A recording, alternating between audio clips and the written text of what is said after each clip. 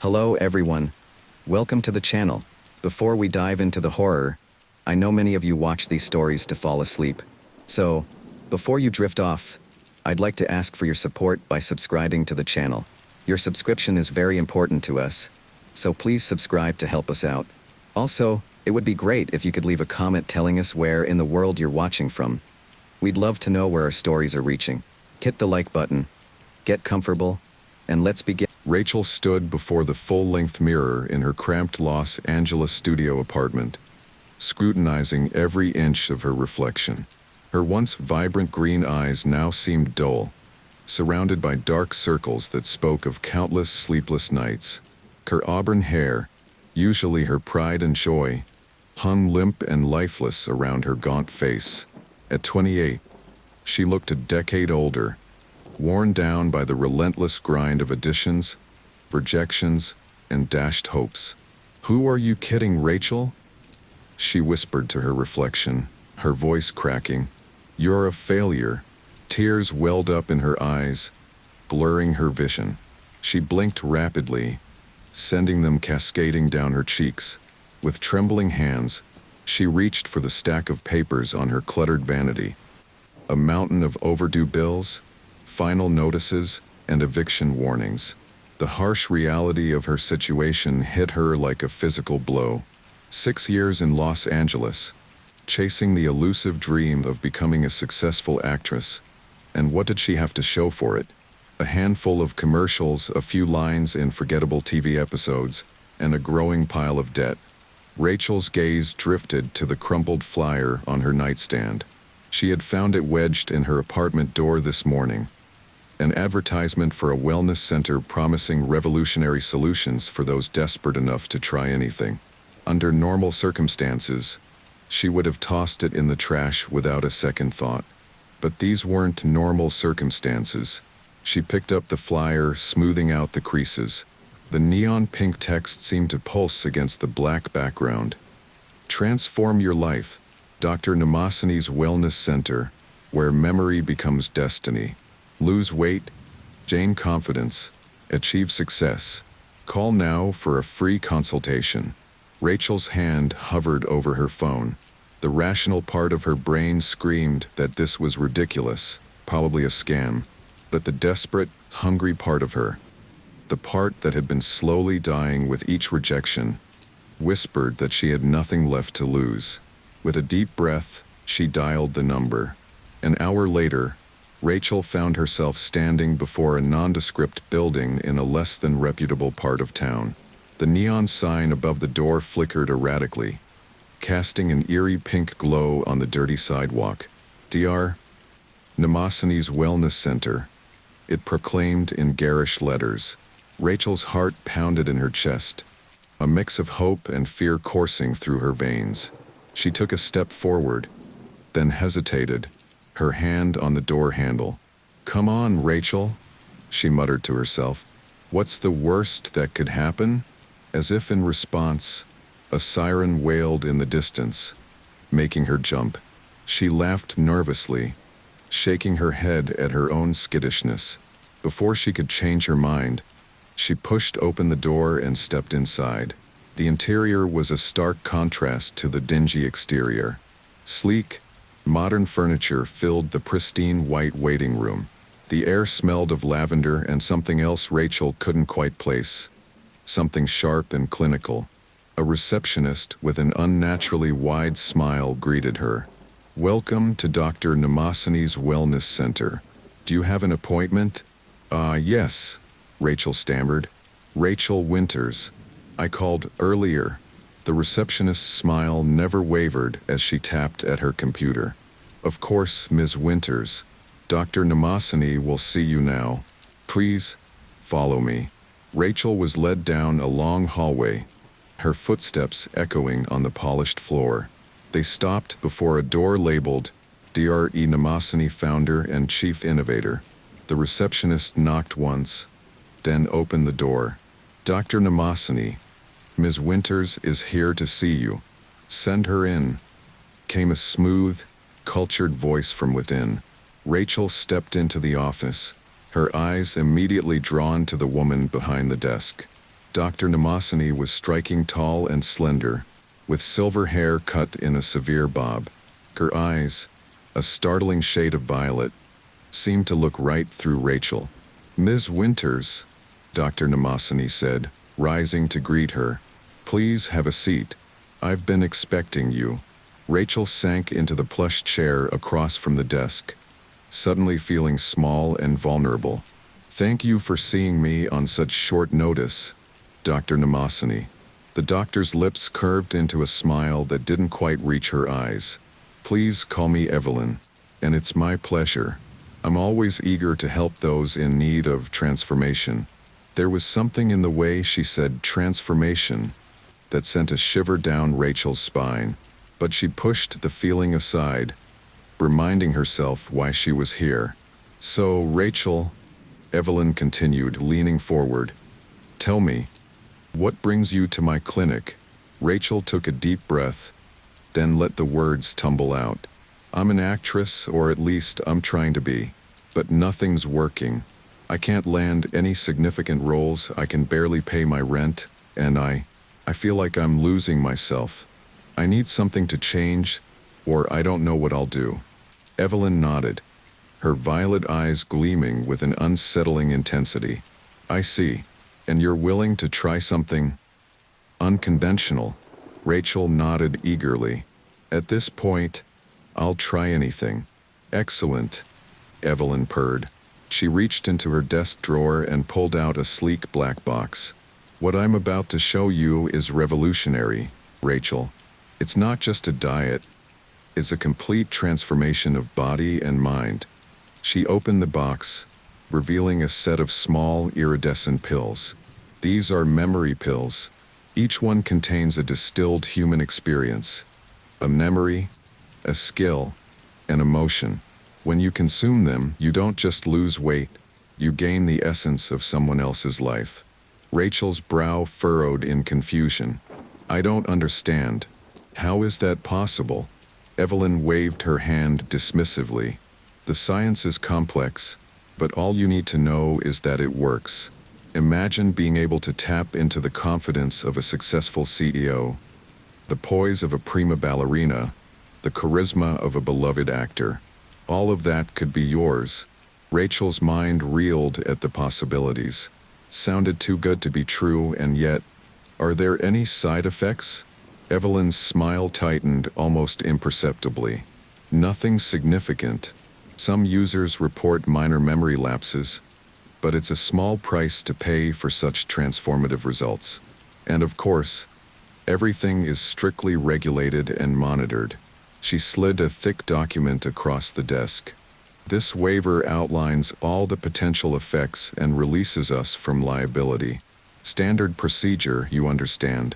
Rachel's hand hovered over the paper, a war raging inside her. This was insane, wasn't it? Eating memories? It had to be some kind of scam. And yet, the promise of finally achieving her dreams was intoxicating. I don't know," she said, her voice barely above a whisper. Evelyn leaned in, her violet eyes boring into Rachel's. "Let me ask you something, Rachel. How much are you willing to sacrifice for your dreams? Are you content to fade away, another nameless, failed actress in a city full of them? Or are you brave enough to seize this opportunity, to become something more?"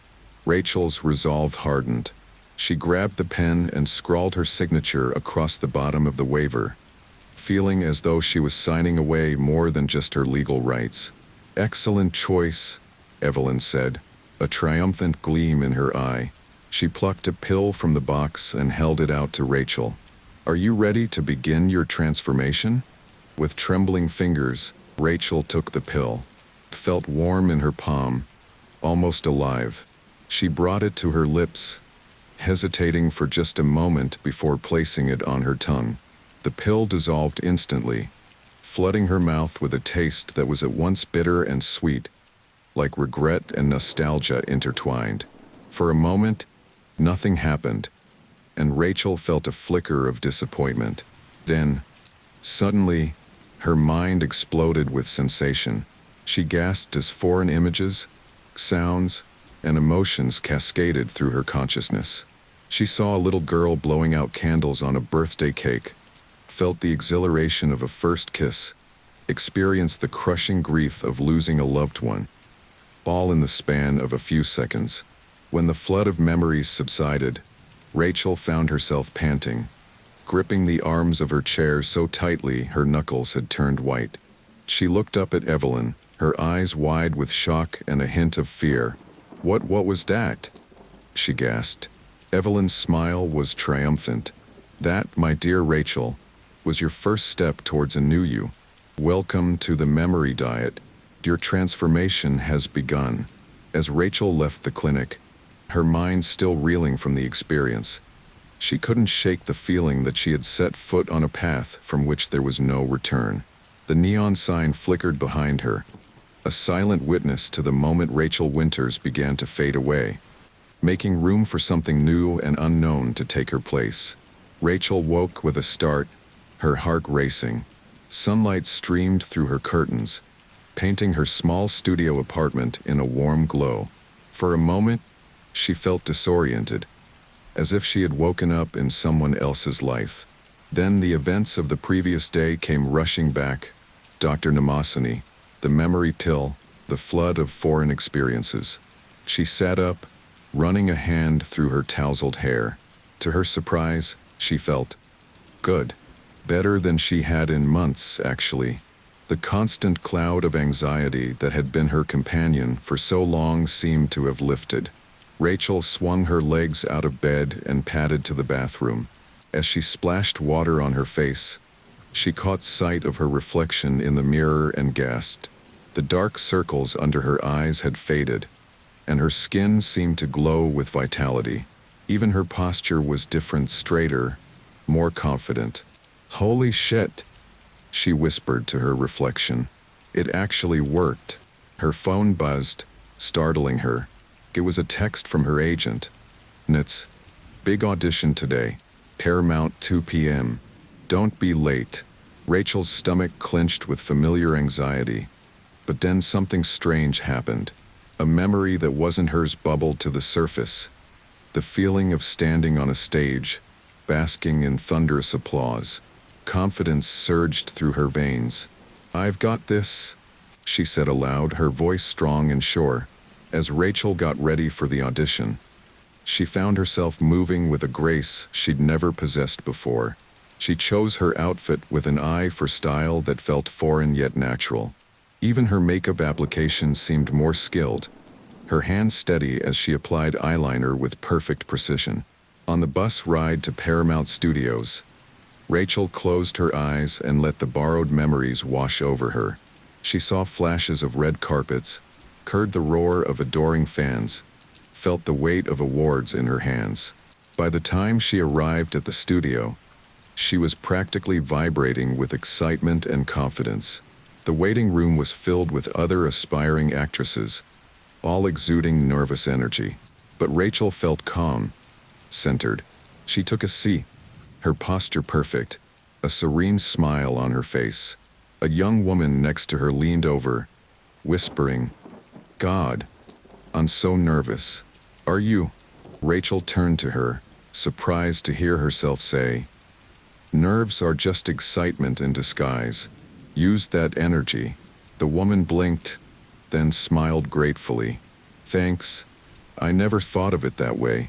Before Rachel could respond, a casting assistant appeared. "Rachel Winters? You're up."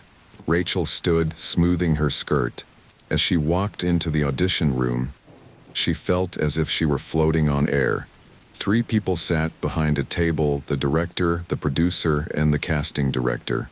Their faces were impassive, but Rachel didn't feel intimidated. Instead, she felt a thrill of anticipation. "Whenever you're ready," the casting director said, her tone bored. Rachel took a deep breath, closed her eyes for a moment, and then transformed. When she opened her eyes, she wasn't Rachel anymore. She was the character, a tough, streetwise cop with a heart of gold. The words flowed from her lips with an intensity and authenticity that surprised even her. She felt the character's pain, her determination, her hidden vulnerability. When she finished, there was a moment of stunned silence. Then the director leaned forward, his eyes alight with interest. "That was incredible, Ms. Winters. Where did you train?" Rachel blinked, momentarily thrown. "Oh, various places," she said vaguely, covering her confusion with a confident smile. The producer nodded approvingly. "Well, wherever it was, they did a hell of a job. We'll be in touch." As Rachel left the audition room, she felt as if she were walking on clouds. She had nailed it, she knew she had, and it was all thanks to Dr. Namasani's miraculous pills. Her phone rang as she exited the building. It was Mitch. "Rachel," he exclaimed as soon as she answered. "What the hell did you do in there? The casting director just called me. They want you for the role." Rachel's heart soared. "Are you serious? Oh my God, Mitch. I've never heard Sandra so excited about an unknown before." Mitch continued, his voice filled with wonder. "Whatever you did in there, kid, keep doing it. This can be your big break." As Rachel hung up the phone, she felt a surge of pure, unadulterated joy. She had done it. After years of struggle and rejection, she had finally landed a significant role. She wanted to shout from the rooftops, to dance in the streets. Instead, she hailed a cab and directed it to Dr. Namasani's clinic. She needed more pills. She needed to keep this feeling going. The receptionist greeted her with the same unnaturally wide smile. "Ms. Winters, welcome back. Dr. Namasani is with a patient, but she'll be with you shortly. Please have a seat." Rachel sat in the waiting room, her leg bouncing with excited energy. She couldn't wait to tell Dr. Namasani about her success. "Rachel?" a familiar voice called. She looked up to see Dr. Namasani standing in the doorway, her violet eyes gleaming. "Come, dear. You look radiant." Once in the office, Rachel couldn't contain her excitement. The words tumbled out of her in a rush. "Dr. Namasani, it's incredible. I landed a major role. Me, after just one pill. How is this possible?" Dr. Namasani's lips curved into a satisfied smile. "I told you, Rachel. This isn't just a diet, it's a transformation. You're not just losing weight. You're gaining experiences, skills, confidence. You're becoming the best version of yourself." Rachel nodded eagerly. "I felt it. During the audition, it was like I became someone else. Someone better." "Not better, Rachel," Dr. Namasani corrected gently. "Just different. You're unlocking potential you always had." She reached into her desk drawer and pulled out the familiar black box. "I assume you're here for more?" "Yes, please," Rachel said, her eyes fixed on the iridescent pills. Dr. Namasani selected a pill and held it out. "This one contains the memories of a Broadway star's opening night. Use it wisely." Rachel took the pill reverently. This time, she didn't hesitate before placing it on her tongue. The now familiar rush of foreign memories flooded her mind. The heat of the stage lights, the flutter of nerves before the curtain rose, the exhilaration of a standing ovation. When the sensation passed, Rachel opened her eyes to find Dr. Namasani watching her intently. "How do you feel?" the doctor asked. Rachel beamed. "Incredible. Like I could conquer the world." Dr. Namasani nodded approvingly. "That's the spirit. But remember, Rachel, with great power comes great responsibility. These pills are not to be taken lightly. Use them judiciously." Rachel nodded solemnly, but internally, she was already craving more. The rush of success, the flood of confidence, it was intoxicating. As she left the clinic, a new spring in her step, Rachel felt invincible. The drab, gray world she had inhabited for so long now seemed vibrant and full of possibility. She was on top of the world, and nothing could bring her down. That night, as Rachel prepared for bed, She caught sight of a framed photo on her nightstand. It showed her and her mother at Rachel's college graduation. Rachel picked up the frame, frowning slightly. For a moment, she couldn't remember her mother's name. "That's weird," she muttered, shaking her head as if to clear it. After a moment, the name came to her: Linda. Of course, how could she forget her own mother's name? She set the photo down, a small knot of unease forming in her stomach. If memory pills. Maybe one more would help. After lunch, Rachel returned to the set, feeling more confident. The extra pill had filled her with a surge of energy and focus. This time, she told herself she would nail it. But as the cameras rolled, Rachel found herself struggling again. Not with her lines this time, but with her movements. Her body felt foreign, as if she were puppeteering someone else's limbs. She stumbled through the scene, her performance wooden and awkward. "Cut!" the director shouted, frustration evident in his voice. "Rachel, what's going on? Yesterday you were brilliant, and today, I don't know what this is." Rachel felt her cheeks burn with shame. "I'm sorry," she mumbled. "I don't know what's wrong with me." The director sighed, tinching the bridge of his nose. "Not. Why don't you take the rest of the day off? Go home, get some rest, and come back fresh tomorrow. Okay?" Rachel nodded mutely, fighting back tears as she left the set. The walk to her car felt like the longest journey of her life, each step heavy with the weight of her failure. As she drove home, Rachel's mind raced. What was happening to her? Why couldn't she perform? She had been doing so well, rising so quickly. It didn't make sense. Lost in thought, Rachel almost missed the turn to her childhood home. She blinked in surprise, realizing she had driven there on autopilot. Deciding a visit to her parents might help clear her head, she pulled into the driveway. The house looked the same as always, a modest two-story in a quiet suburban neighborhood. Rachel walked up to the front door, her hand reaching for the knob. But as she was about to turn it, she hesitated. Something felt off. She rang the doorbell instead. After a moment, her mother answered, her face lighting up with surprise and joy. "Rachel, what a lovely surprise. Come in, come in." Rachel stepped inside, looking around the familiar space. Yet, as she scanned the living room, she felt a growing sense of unease. Everything looked right, but it felt wrong somehow. "Honey, are you okay?" her mother asked, noticing Rachel's confusion. Rachel shook her head, trying to clear it. "Yeah, I'm fine. Just tired, I guess. Which one was my room again?" Her mother's brow furrowed in concern. "Your room? Sweetheart, it's upstairs. Second door on the left. The same as it's always been. Are you sure you're all right?" Rachel nodded quickly, forcing a smile. "Of course, just a long day at work. Mind if I go lie down for a bit?" "Of course not, go ahead." Rachel climbed the stairs, her heart pounding. "Second door on the left," she repeated to herself. But as she stood in the hallway, she found herself frozen, unable to remember which door was which. They all looked the same, like a funhouse mirror reflecting endless possibilities. Panic rising in her throat, Rachel opened the nearest door. A guest room. She tried another. A bathroom. Finally, the third door revealed a bedroom that must have been hers, posters of actors on the walls.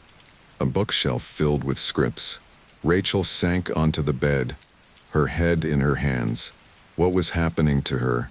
How could she forget which room had been hers for 18 years? As she sat there, surrounded by the remnants of her past, Rachel felt a deep, gnawing fear take root in her chest. She was losing herself, piece by piece, memory by memory. Her phone buzzed, startling her. It was a text from an unknown number. "Having some trouble? Perhaps it's time for another consultation." "Dr. M." Rachel stared at the message, a chill running down her spine. How did Dr. Namasani know? And more importantly, what else did she know? With trembling fingers, Rachel dialed the number for the clinic. The receptionist answered with her usual cheerful tone. Dr. Namasani's Wellness Center. How may I help you? I need to see the doctor, Rachel said, her voice shaking. It's urgent. Of course, Ms. Winters. Dr. Namasani has an opening in an hour. Shall I book you in? Rachel agreed, then hung up. She sat on the bed for a long moment, trying to gather her thoughts. Finally, she stood up, ready to leave. As she reached the door, she paused, looking back at the room that should have held so many memories. But as hard as she tried, she couldn't recall a single one. I'm sorry, she whispered to the empty room, though she wasn't sure why she was apologizing or to whom. As Rachel drove to the clinic, her mind was a whirlwind of confusion and fear. The memory pills had seemed like a miracle at first, the key to all her dreams. But now, as the cost became clear, she wondered if the price was too high.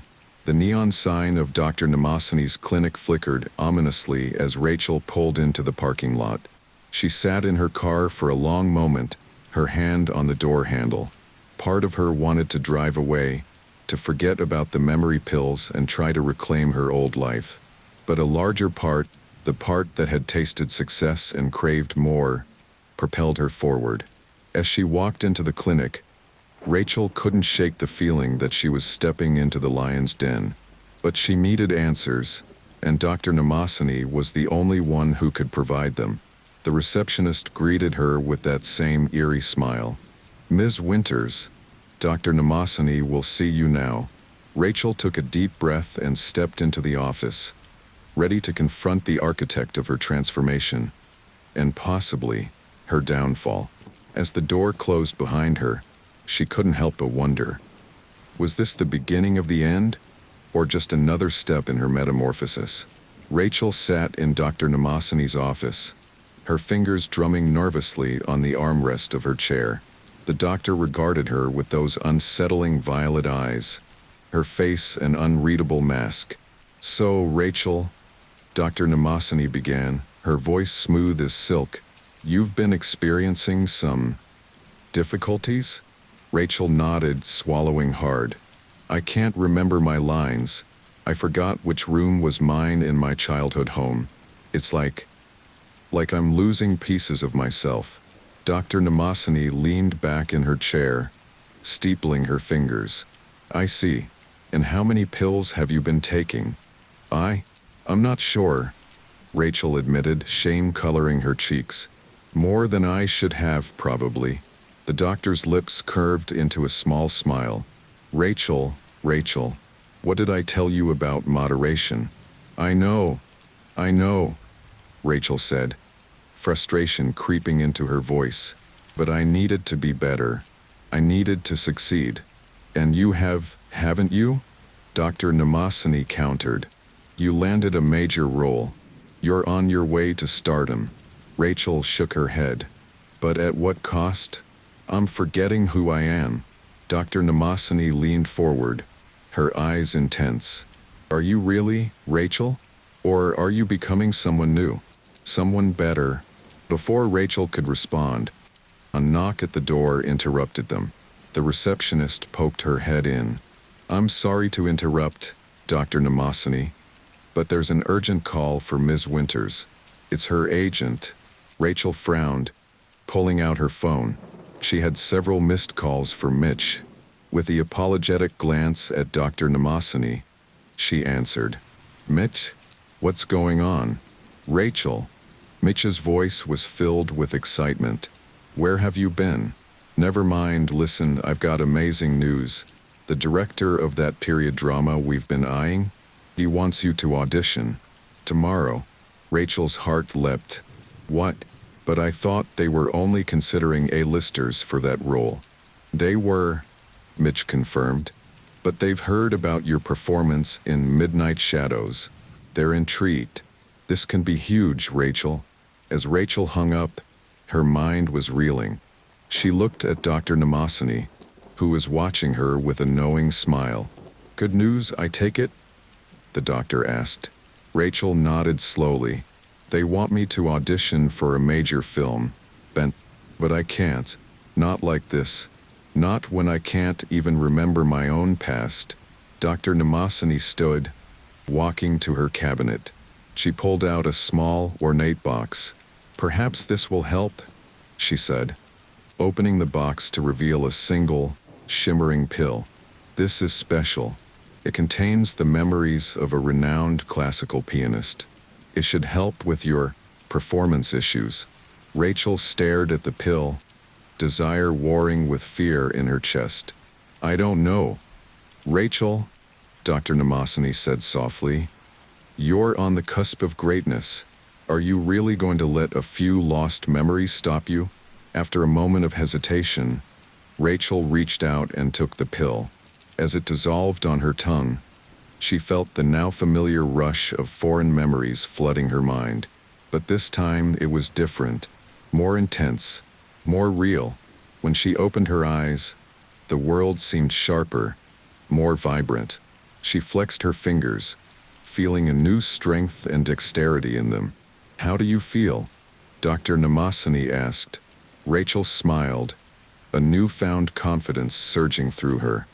Ready. The next day, Rachel found herself in a lavish audition room, facing a panel of stern-faced producers and the acclaimed director, James Holloway. The role was for a 19th-century pianist, a prodigy who defied societal norms to pursue her passion. Whenever you're ready, Ms. Winters, Holloway said, his tone neutral.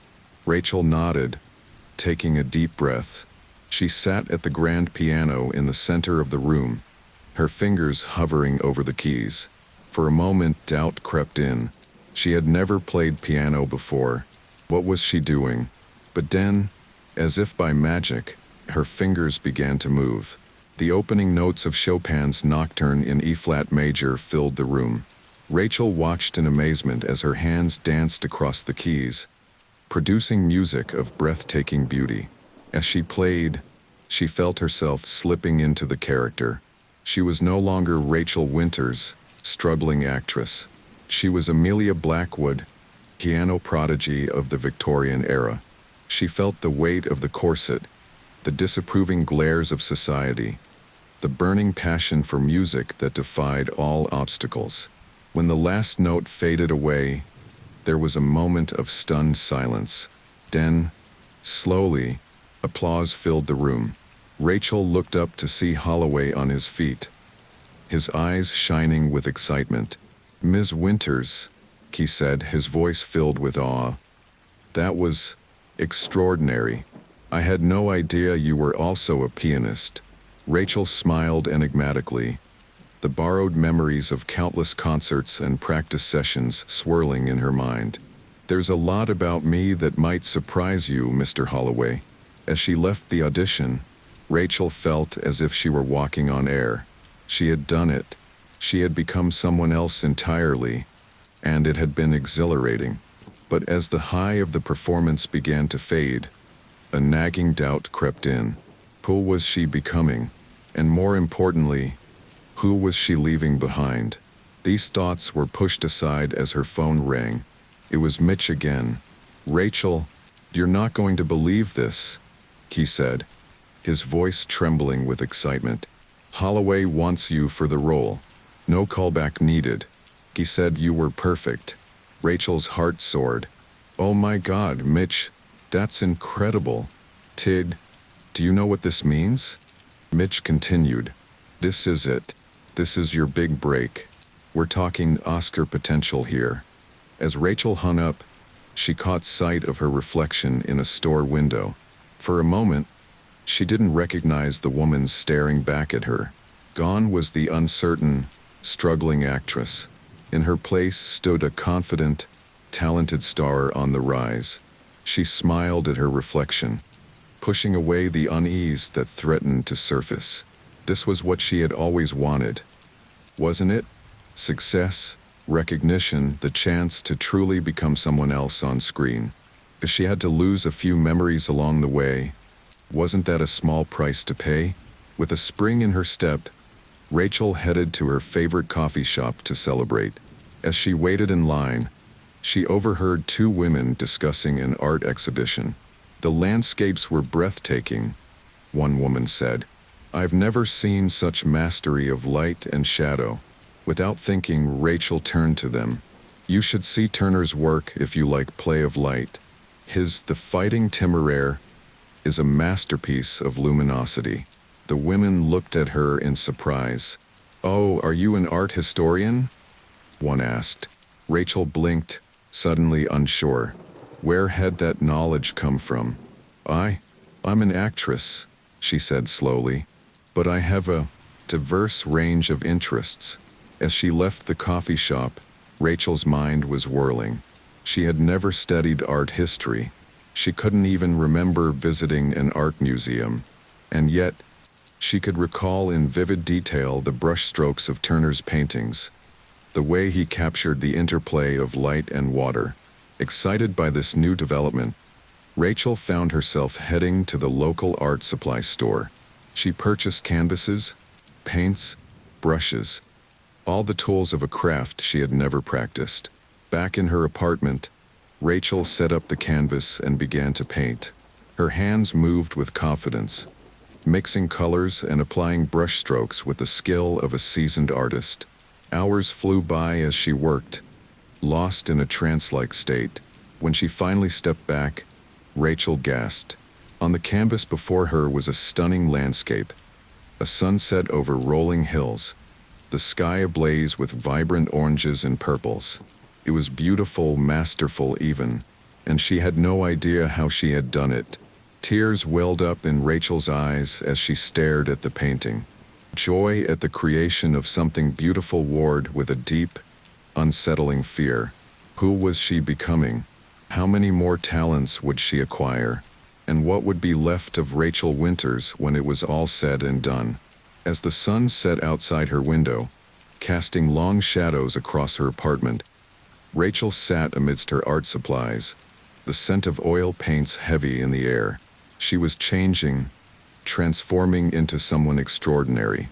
But as she looked at her hands, stained with paint that wasn't hers, smeared with talent she hadn't earned, she couldn't shake the feeling that she was losing something irreplaceable in the process.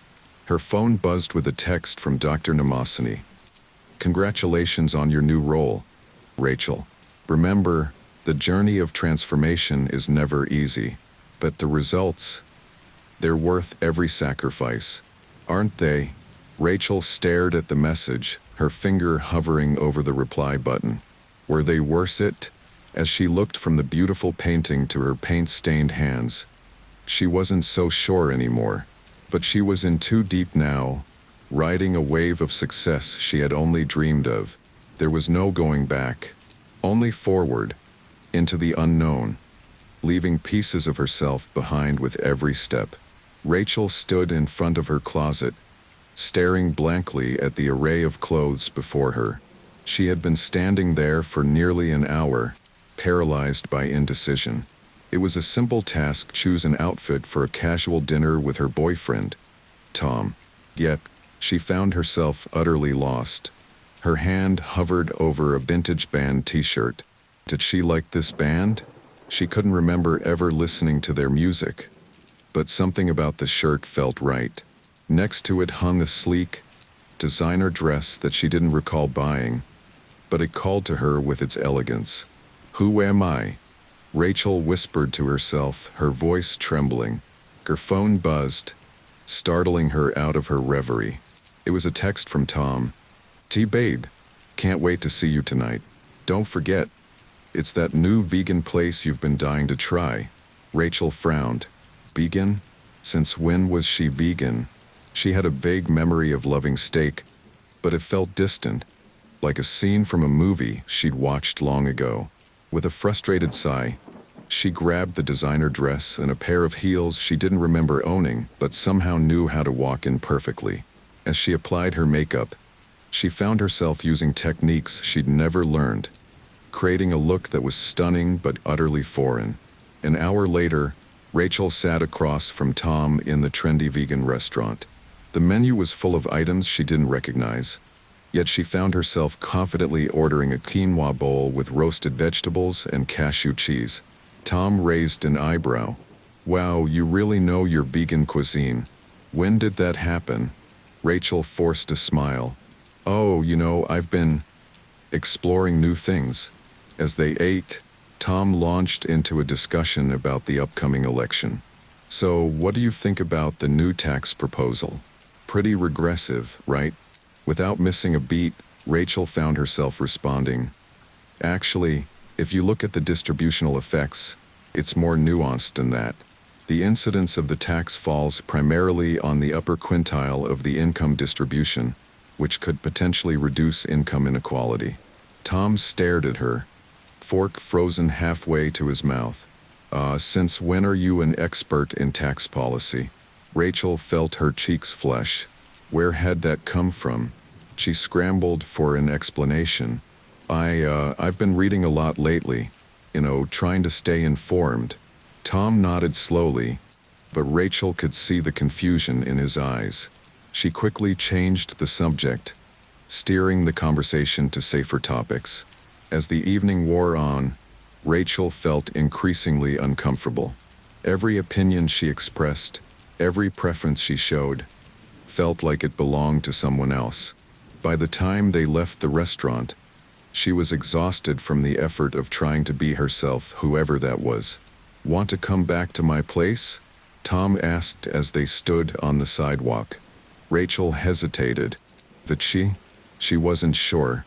The thought of intimacy suddenly felt strange, almost alien. I'm not feeling well, she lied. I think I should go home. Tom's face fell, but he nodded understandingly. Okay, feel better. I love you. The words hung in the air between them. Rachel knew she should say it back. She had said it many times before, but now the phrase felt empty, meaningless. Who was she to love anyone when she didn't even know herself? Good night, Tom, she said finally, turning away before she could see the hurt in his eyes. Back in her apartment, Rachel collapsed onto her couch, her head spinning. She pulled out her phone, scrolling through her contacts. Each name was familiar yet distant. She couldn't remember how she knew most of these people or what they meant to her. Her thumb hovered over her best friend's name, Sarah. With a deep breath, she pressed call. Rachel. Sarah's cheerful voice came through the speaker. I was just thinking about you. How's my favorite movie star? Rachel forced a laugh. Oh, living the dream. Hey, Sarah, can I ask you something? Of course, honey. What's up? Rachel hesitated, then plunged ahead. Do you remember the name of your first child? There was a long pause on the other end of the line. When Sarah spoke again, her voice was filled with concern. Rachel, are you okay? I don't have any children. You know that. Rachel felt her stomach drop. Right, of course. Sorry. I must be mixing you up with someone else. After a few more awkward exchanges, Rachel ended the call. She sat in the darkness of her apartment, feeling more lost than ever. Her gaze fell on the black box sitting on her coffee table, the memory pills from Dr. Namasani. With trembling hands, she opened it. Only a few pills remained. She knew she should stop, that each pill was erasing more of herself. But the thought of facing the world as this fractured, uncertain version of Rachel was unbearable. Before she could change her mind, she swallowed a pill.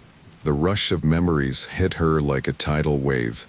She was standing on a podium, accepting a Nobel Prize in economics. She was in an operating room performing intricate brain surgery. She was on stage at Carnegie Hall, her fingers flying over piano keys. When the flood of images subsided, Rachel found herself on the floor, gasping for breath.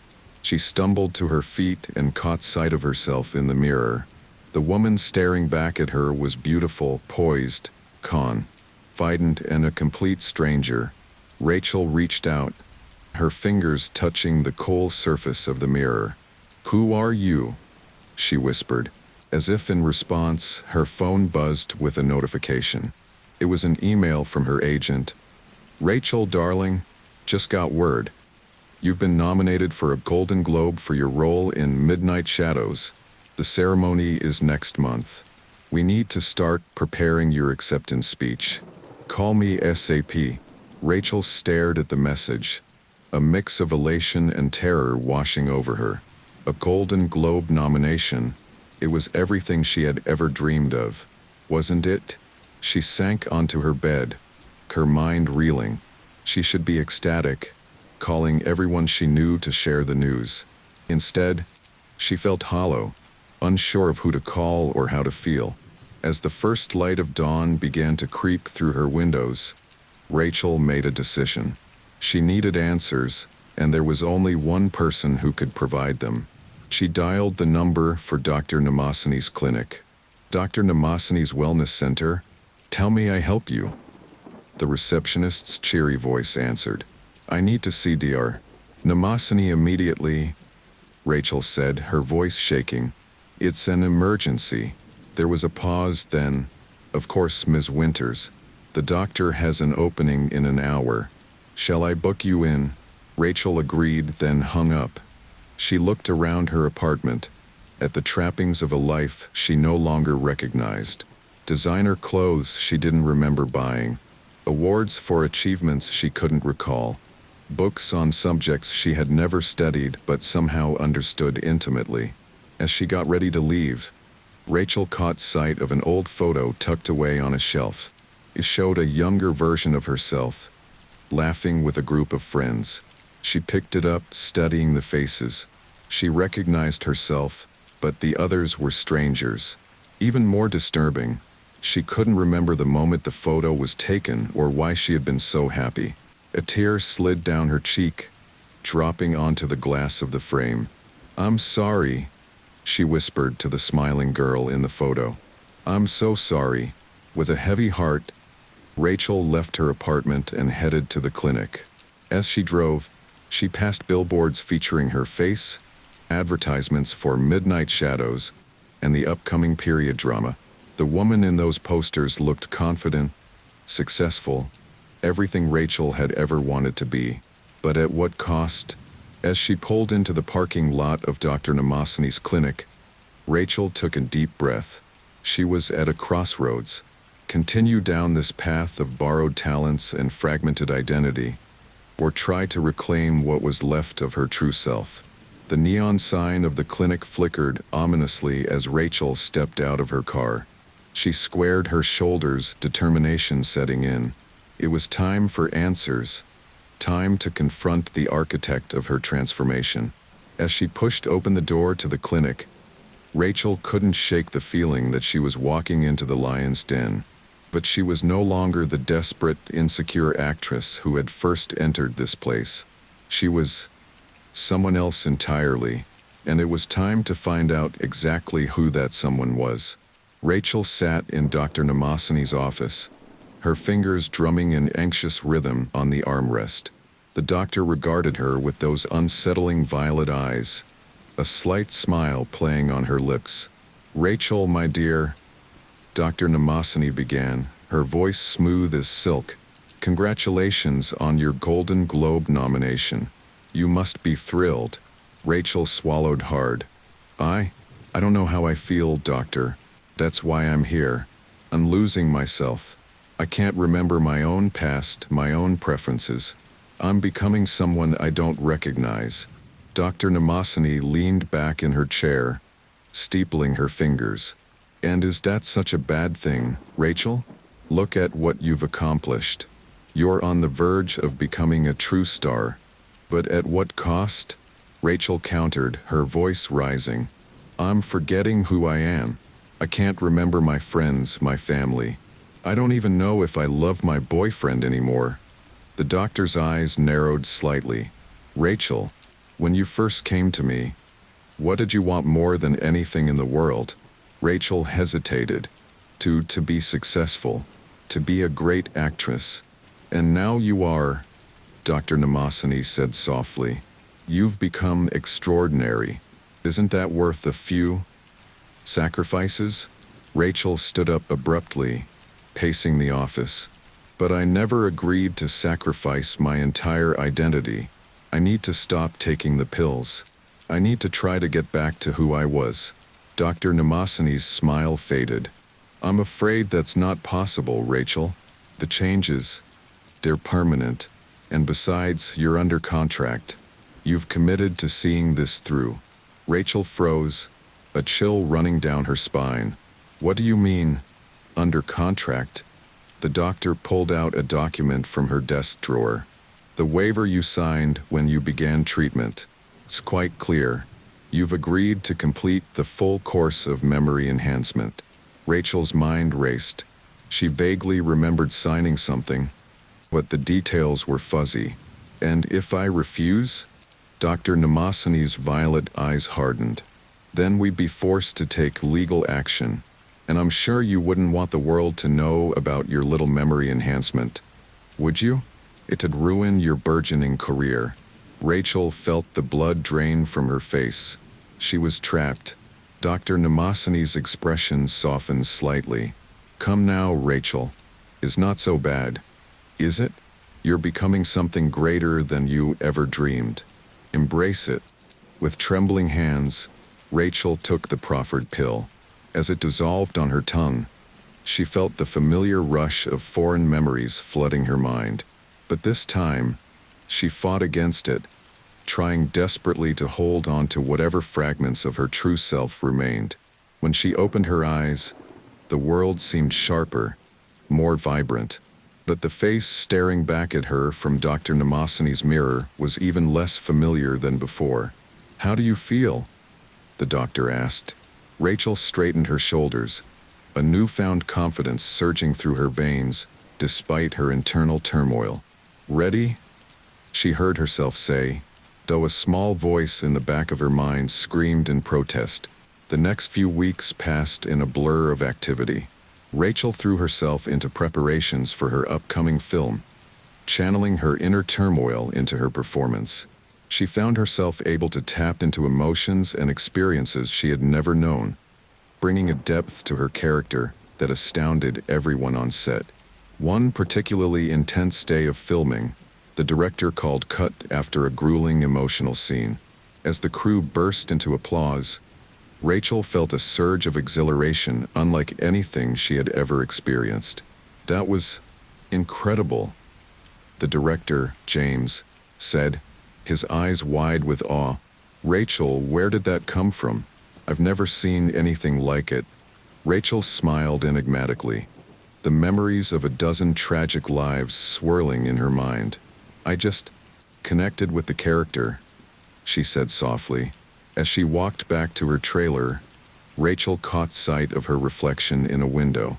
The woman staring back at her was poised, confident, radiating an aura of success and talent. Up behind the eyes, there was a hollowness that sent a shiver down her spine. Inside her trailer, Rachel reached for the bottle of memory pills, her hand shaking slightly. She knew she should stop, that each pill was erasing more of her original self. But the thought of losing this newfound talent, this path to stardom, was unbearable. Before she could change her mind, she swallowed 2 pills instead of the usual one. The rush hit her like a tidal wave, stronger than ever before. She gasped, gripping the edge of her vanity as a kaleidoscope of memories flooded her consciousness. She was winning an Oscar, delivering a heartfelt acceptance speech. She was performing on Broadway, basking in a standing ovation. She was... A knock at the door jolted her back to reality. Rachel? Are you okay in there? It was James, the director. Rachel took a deep breath, steadying herself. When she opened the door, she was the picture of composure. Of course, James. Is there something you need? James looked at her with a mix of admiration and concern. I just wanted to check on you after that intense scene. And also, I have some news. The producers called. They're talking about campaigning for an Oscar nomination for you. Rachel felt a thrill of excitement course through her. An Oscar nomination, it was the ultimate dream of any actor. She should be ecstatic. Instead, she felt a strange detachment, as if the news was happening to someone else. "That's wonderful," she heard herself say, her voice filled with just the right amount of humble gratitude. As James left, Rachel closed the door and leaned against it, her heart racing. She was on the verge of achieving everything she had ever wanted. So why did she feel so empty? That night, as Rachel prepared for bed, she found herself drawn to a support group meeting she had seen advertised near her apartment. It was for people dealing with loss and grief. Without fully understanding why, she decided to attend. The meeting was held in a church basement, a circle of folding chairs occupied by people with haunted eyes and slumped shoulders. Rachel took a seat, feeling oddly out of place in her designer clothes and perfectly styled hair. As people began to share their stories of loss and pain, Rachel found herself leaning forward, drinking in their words with an intensity that surprised her. Each tale of heartbreak and sorrow felt like a morsel of emotion, raw and real in a way she hadn't experienced in months. When it was her turn to speak, Rachel opened her mouth, unsure of what would come out. To her surprise, she found herself sharing a story of loss, not her own, but one she had consumed from a memory pill. The words flowed effortlessly, filled with genuine emotion and pain. As she spoke, Rachel felt a strange sense of exhilaration. She was connecting with these people, feeling their pain, absorbing their experiences. It was intoxicating. After the meeting, as people mingled over coffee and cookies, Rachel found herself approached by an elderly woman with kind eyes. "Thank you for sharing your story," the woman said, placing a comforting hand on Rachel's arm. "I could feel your pain. It must have been so difficult to lose your sister like that." Rachel nodded, fighting back tears that weren't her own. "Thank you," she whispered, feeling a pang of guilt for the deception. As she left the church, Rachel's mind was racing. She had connected with those people in a way she hadn't connected with anyone in months. Their pain, their experiences, they felt more real, more vibrant than anything in her current life. Back in her apartment, Rachel stared at her reflection in the bathroom mirror. The woman looking back at her was beautiful, successful, talented, everything she had ever wanted to be. But behind the eyes, there was a hunger, a desperation that frightened her. With trembling hands, she reached for the bottle of memory pills. She knew she should stop, that she was losing herself with every dose. But the thought of going back to being ordinary Rachel Winters, struggling actress, was unbearable. As she swallowed the pill, Rachel made a decision. She would embrace this new self fully, no matter the cost. She would become the greatest actress the world had ever seen, even if it meant consuming the experiences and emotions of others to do it. The pill dissolved on her tongue, flooding her with the memories of a renowned philanthropist's entire life story. As the rush of foreign experiences washed over her, Rachel felt the last remnants of her original self slipping away. In the mirror, a stranger smiled back at her. A woman of infinite talent and experience, ready to take on the world. As dawn broke over Los Angeles, Rachel Winters ceased to exist, replaced by a being of pure potential, molded by the memories and talents of countless others. The transformation was complete. There was no going back now, only forward, into a future bright with promise and fraught with the danger of losing oneself entirely in the pursuit of greatness. The Los Angeles sun crept through the curtains of Rachel's penthouse apartment, casting a golden glow across the room. Rachel stirred, her eyes fluttering open. As consciousness seeped in, a cacophony of thoughts and memories flooded her mind, each vying for dominance. "Bonjour, mon amour," she murmured to the empty space beside her. The words of a French lover she had never met flowing effortlessly from her lips. She sat up abruptly, shaking her head. "No, that's not right," she muttered in perfect Mandarin. Frustrated, she tried again. "Good morning, she said firmly in English, grounding herself in the present. Rachel padded to the bathroom, splashing cold water on her face. The woman in the mirror was a stranger beautiful. Yes, but with features that seemed to shift subtly as she watched, as if unable to settle on a single identity. Her phone buzzed insistently. It was Mitch, her agent. "Rachel, darling." Mitch's voice was filled with excitement. "I've got fantastic news. The Spielberg project we've been eyeing, they want you to come in and read for the lead." Rachel felt a thrill of excitement. "That's wonderful, Mitch. When's the audition?"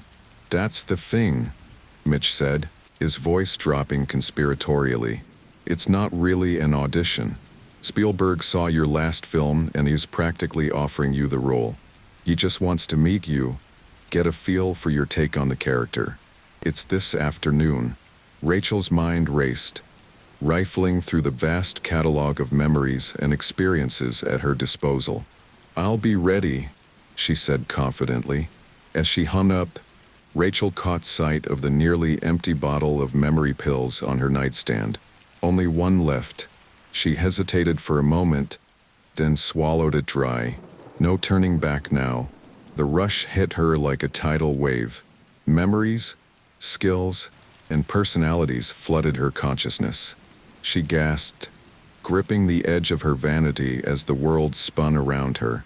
When she opened her eyes, Rachel felt different, more complete somehow, as if the final piece of a complex puzzle had fallen into place. She straightened up, smoothing her hair. "Time to shine," she said to her reflection, her voice a perfect blend of confidence and humility. Hours later, Rachel sat across from Steven Spielberg in his private office, discussing the nuances of his latest project, a complex psychological thriller set in the world of international espionage. "The character of Evelyn is incredibly complex," Spielberg explained, his eyes alight with passion. "She's a polyglot, a master of disguise, equally at home in the corridors of power and the back alleys of third-world countries. It's a demanding role, both physically and emotionally." Rachel nodded, a small smile playing on her lips. "I understand completely, Mr. Spielberg. Evelyn is not just a character. She's a force of nature, a chameleon who's lost sight of her true self in the pursuit of her mission." Spielberg leaned forward, intrigued. "That's an interesting take. Can you elaborate?" Rachel's posture shifted subtly, her voice taking on a hint of an Eastern European accent. "Imagine waking up each day, not knowing who you truly are. Your memories, your skills, even your desires, all of them could be fabrications, implanted for the sake of a mission. The lines between your various covers begin to blur until you're not sure which, if any, is the real you." She paused, her eyes distant. "But in that uncertainty lies her strength. Evelyn can be anyone, adapt to any situation, because she's untethered from a fixed identity. She's whoever she needs to be in the moment."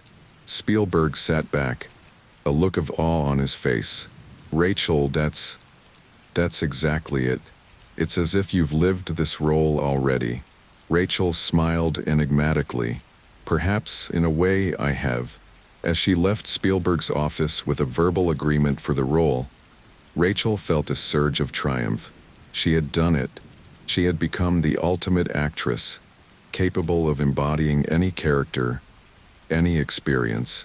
But as she walked down the busy Los Angeles street, a strange sensation overtook her.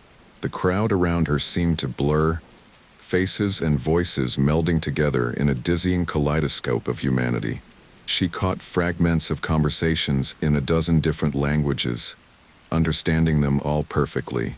A businessman arguing in Mandarin on his phone, a couple whispering sweet nothings in Italian, a group of tourists debating their next stop in rapid-fire German. Rachel's head spun.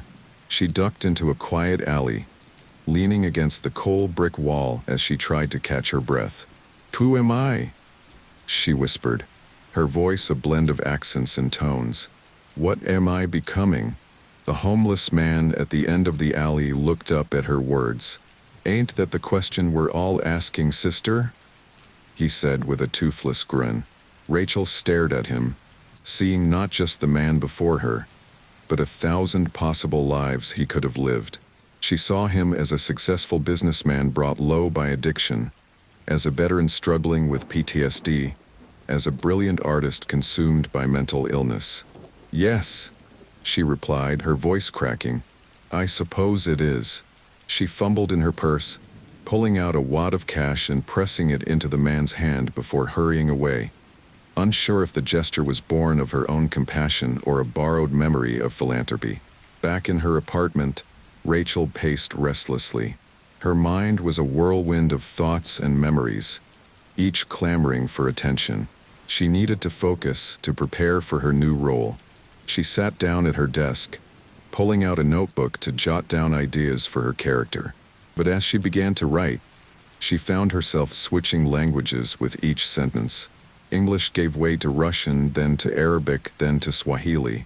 Frustrated, she threw down her pen. "Focus, Rachel," she muttered. But even as she said it, she wasn't sure who Rachel was anymore. Her phone rang, startling her. It was Tom, her boyfriend, or was he? She couldn't remember. "Tain't, babe." Tom's voice came through the speaker.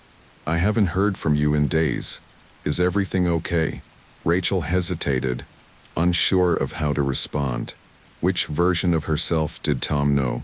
Which version did he love?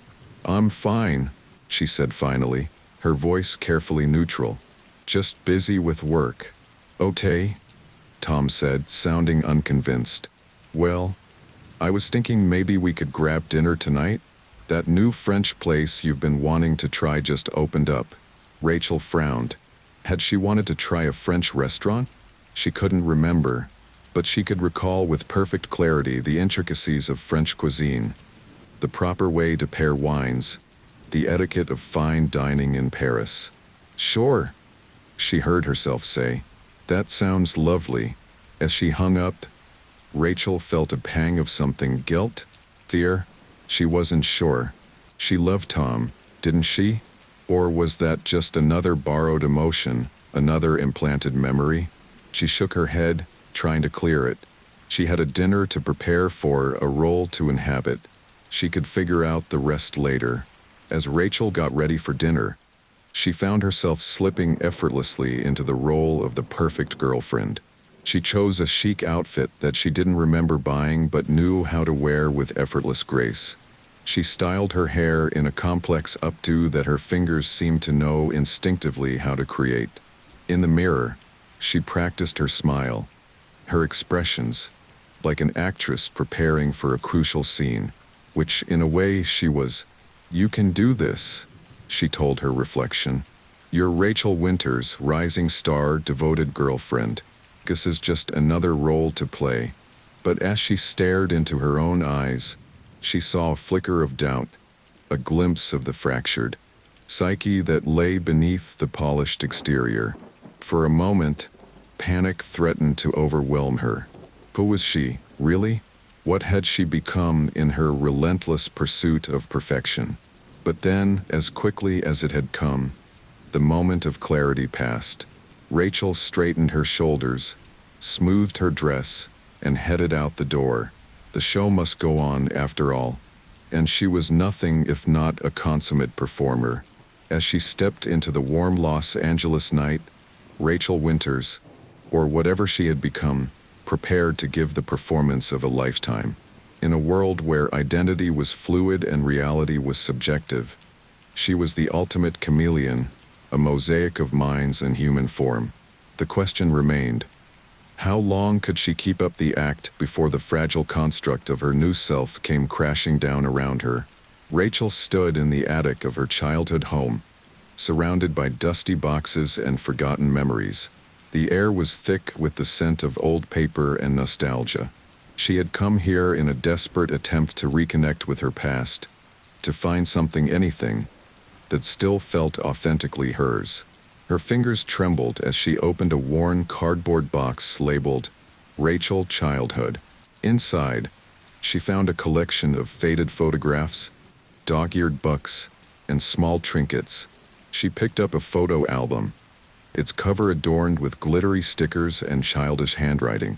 As she flipped through the pages, her heart sank. The smiling girl in the photos was a stranger to her now. She recognized her own face, younger and more carefree, but the memories associated with each image were frustratingly out of reach. "Who were you?" she whispered to the grinning child in a birthday party photo. "What made you happy? What were your dreams?" A voice from downstairs startled her. "Rachel? Punny, are you up there?" It was her mother, Linda. Rachel took a deep breath, steeling herself. Facing her parents had become increasingly difficult as her sense of self eroded. "Yes, Mom. I'll be down in a minute," she called back, her voice steady despite the turmoil inside. She made her way downstairs, each step feeling like a journey through time. Her parents were waiting in the living room, concern etched on their faces. "Sweetheart," her father Robert began, "is everything all right? You've seemed different lately." Rachel forced a smile. "I'm fine, Dad. Just nostalgic, I guess. Wanted to look through some old things." Linda reached out, taking Rachel's hand. "We're so proud of you, honey. Your success, your talent. It's more than we ever dreamed for you. But we can't help feeling like we're losing you somehow." The genuine love and worry in her mother's eyes sent a pang of guilt through Rachel. These people had raised her, loved her, shaped her into the person she used to be. And now, she could barely remember the moments they'd shared. "I'm still me, Mom," Rachel said, the lie tasting bitter on her tongue. "I'm just evolving, growing." Robert nodded slowly.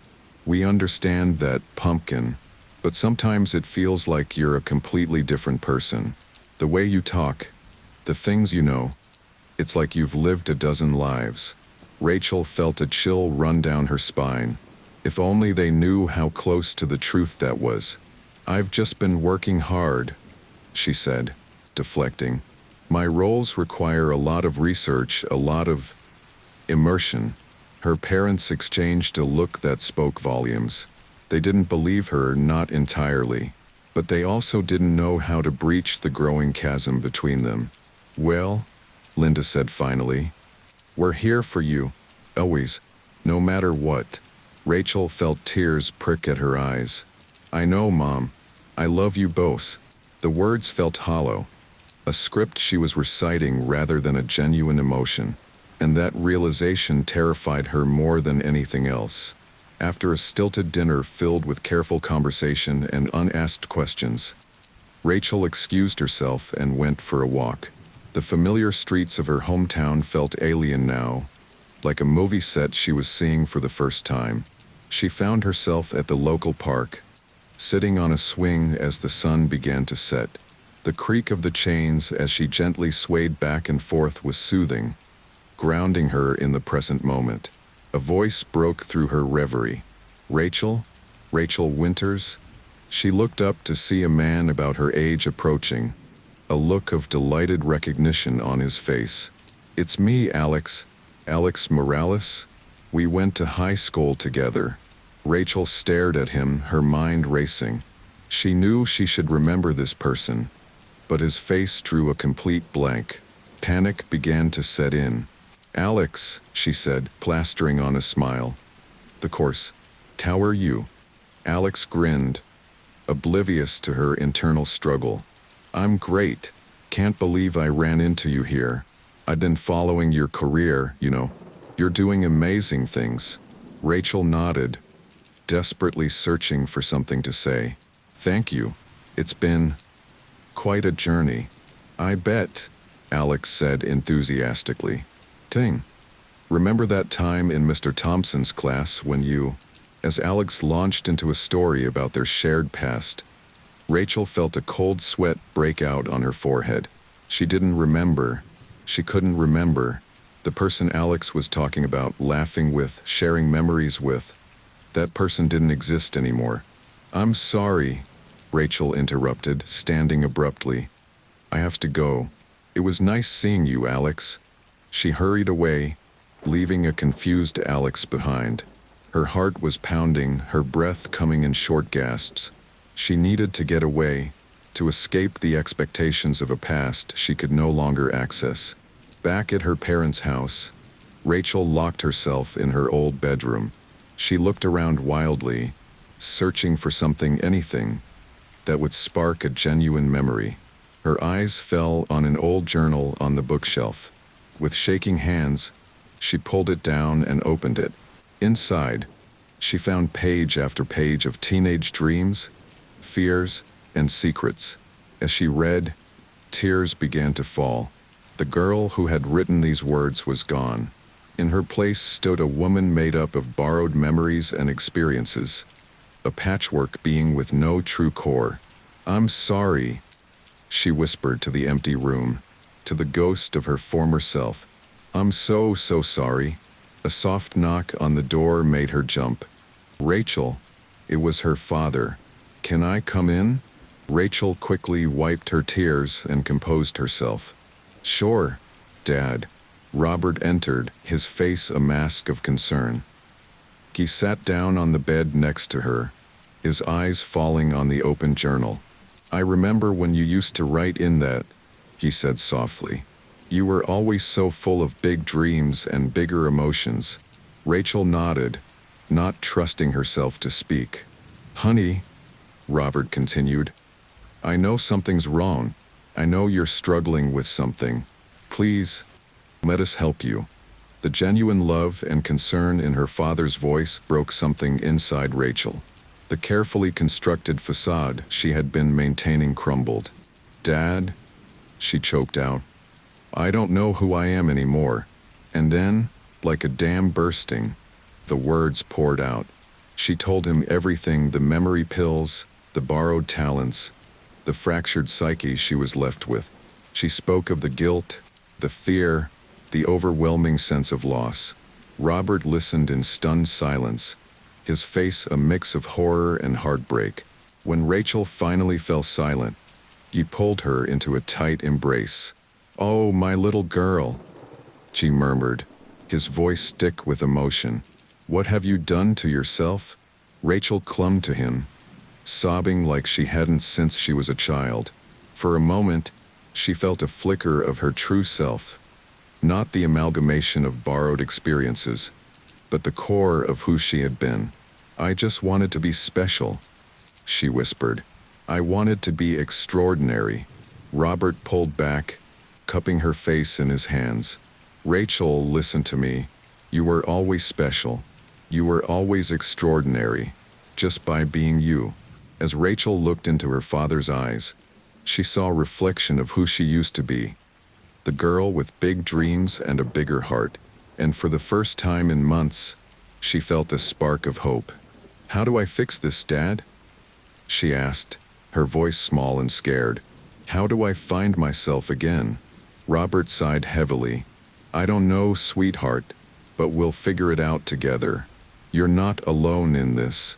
As the night deepened outside, Rachel and her father sat together, piecing through old photos and mementos. With each item, each story, Rachel felt like she was excavating her true self from beneath layers of artificial memories. It wouldn't be easy. The damage done by the memory pills was extensive. But as Rachel drifted off to sleep that night, in her childhood bed surrounded by remnants of her past, she made a vow. She would find herself again.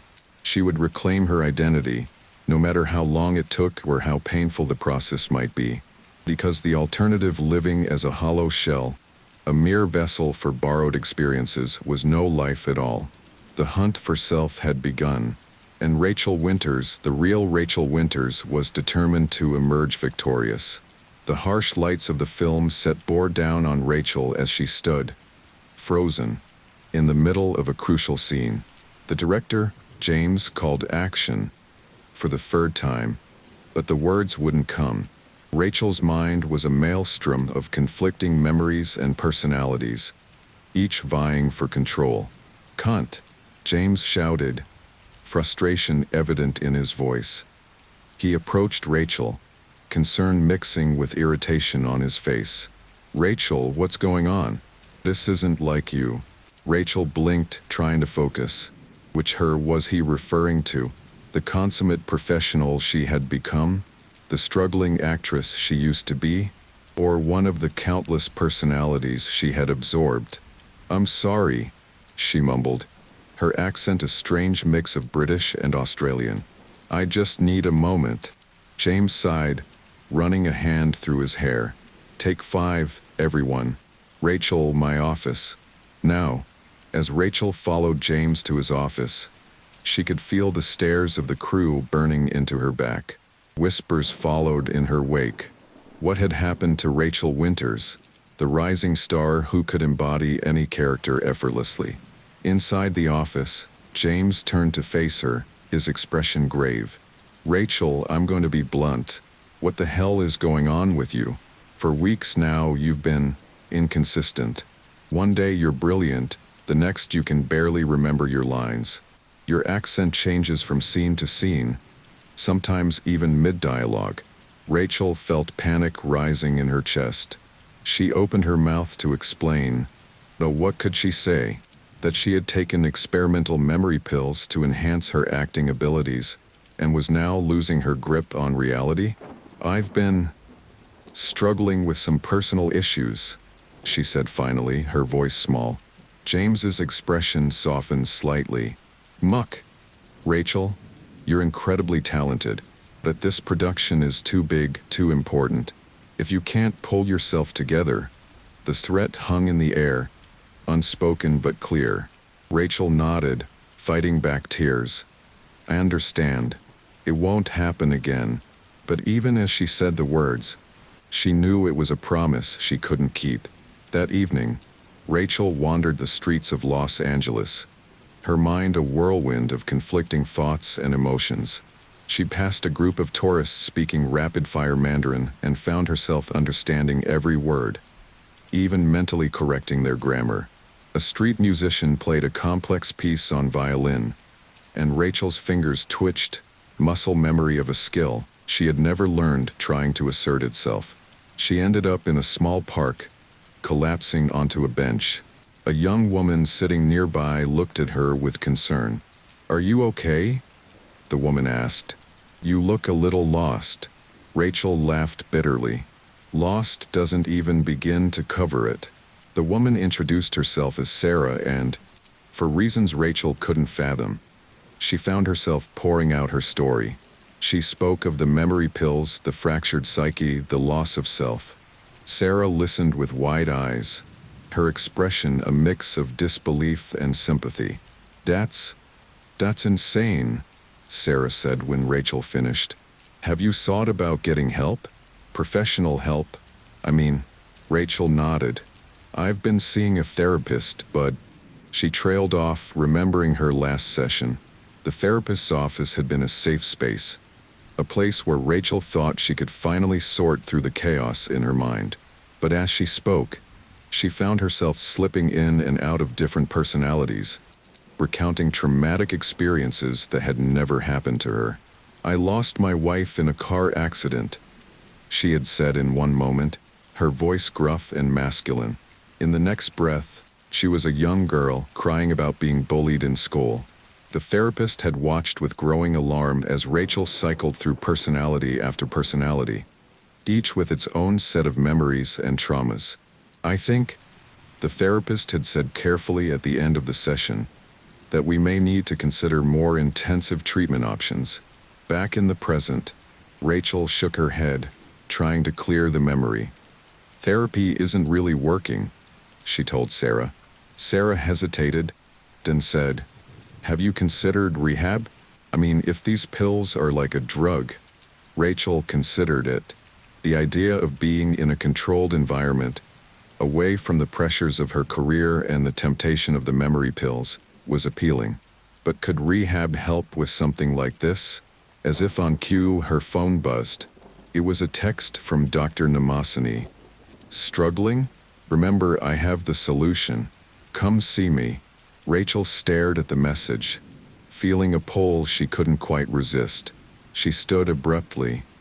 I have to go, she told a startled Sarah. Thank you for listening.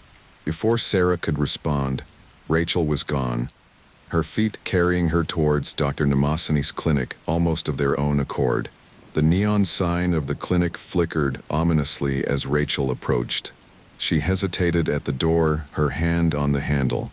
A part of her screamed to turn back, to run as far from this place as possible.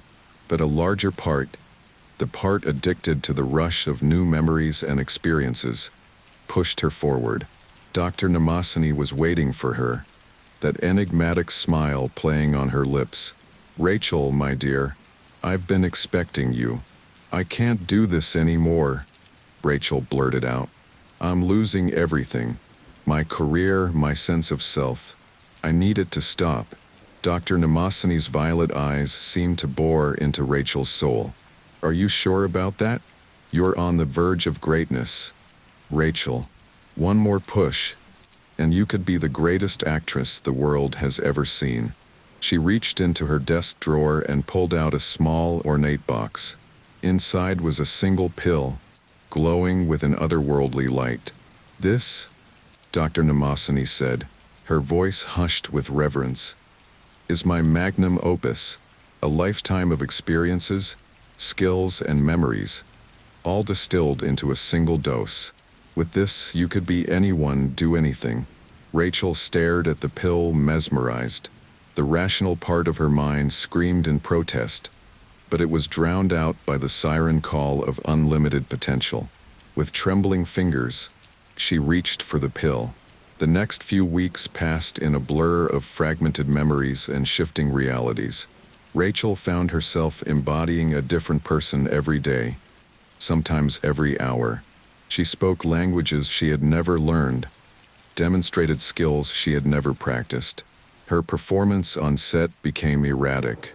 One day, she would deliver a performance so powerful it left the crew in tears. The next, she would be unable to remember her own name, let alone her lines. It all came to a head during a pivotal scene. Rachel was supposed to deliver an emotional monologue, the turning point of the entire film. As the cameras rolled, she began to speak, but the words that came out weren't from the script. They weren't even in English. She ranted in a mix of languages, her voice shifting from a deep baritone to a high-pitched squeak. She laughed. She cried. She screamed, a lifetime of emotions pouring out in a chaotic stream. Cunt, James yelled, his face pale. Someone call a doctor, as the set erupted into chaos. Rachel collapsed to her knees, her mind fracturing under the weight of 1,000 borrowed lives. Hours later, Rachel found herself in a stark white room, the steady beep of medical equipment the only sound. A doctor stood at the foot of her bed, reviewing a chart with a furrowed brow. Ms. Winters, he said gently, can you tell me who you are? Rachel opened her mouth to respond, but no words came out. Who was she? The struggling actress? The rising star? The pianist? The polyglot? The trauma survivor? She was all of them and none of them. I don't know, she whispered, tears streaming down her face. The doctor nodded solemnly. We're going to help you, Ms. Winters, but I need you to be honest with me. Have you been taking any drugs? Experimental treatments? Rachel closed her eyes, seeing Dr. Namasini's face, the glowing pill, the promise of greatness. Slowly, haltingly, she began to speak. As she recounted her story, Rachel felt a strange sense of relief. The truth, as painful and bizarre as it was finally out. But as she looked at the doctor's incredulous expression, she realized that this was just the beginning of a long, difficult journey. The hunt for her true self had led her here, to the sterile hospital room, her mind a fractured mosaic of borrowed experiences.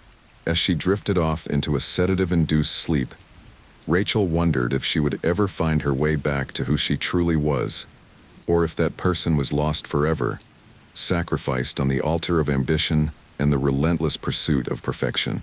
The sterile corridors of the rehabilitation center echoed with the sound of Rachel's footsteps as she made her way to Dr. Eliza Chen's office. After weeks of intense therapy and detoxification, this was to be her final session before being released back into the world. Rachel paused at the door, her hand hovering over the handle. The woman reflected in the polished surface was a far cry from the glamorous actress who had entered the facility. Her face was gaunt, with dark circles under her eyes, and her once lustrous hair hung limp around her shoulders. But her eyes, they held a clarity that had been absent for far too long. Taking a deep breath, she entered the office. Dr. Chun looked up from her desk, a warm smile spreading across her face. "Rachel, please have a seat. How are you feeling today?" Rachel settled into the familiar leather chair. "Nervous," she admitted. "Excited, terrified. I'm not sure I'm ready to face the world again." Dr. Chun nodded understandingly. "That's perfectly normal. You've been through an extraordinary ordeal. But I want you to remember how far you've come. When you first arrived here, you couldn't distinguish your own memories from the artificial ones. Now you're able to separate them to recognize your true self." Rachel smiled weakly. "Most of the time, anyway. Progress, not perfection." Dr. Chun reminded her gently. "Now, tell me, have you thought about what you want to do when you leave here?" Rachel's smile faded. I don't know. My career is probably over. The tabloids had a field day with my mental breakdown. And even if someone was willing to hire me, I'm not sure I can trust myself to act anymore. Where does that leave me?" Dr. Chun leaned forward, her eyes intense.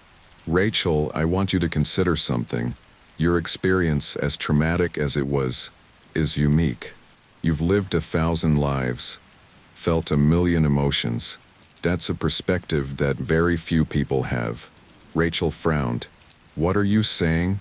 "I'm saying that perhaps your journey isn't over. Perhaps it's just beginning, but in a different direction." Dr. Chin paused, choosing her words carefully. "Have you considered using your experience to help others?" Rachel blinked in surprise. "Help others? How?" "There are support groups for people struggling with identity issues, with trauma, with the feeling of being lost in their own lives. Your story, your journey of self-discovery, could be incredibly powerful for them." As Rachel left Dr. Chin's office, her mind was whirling with possibilities.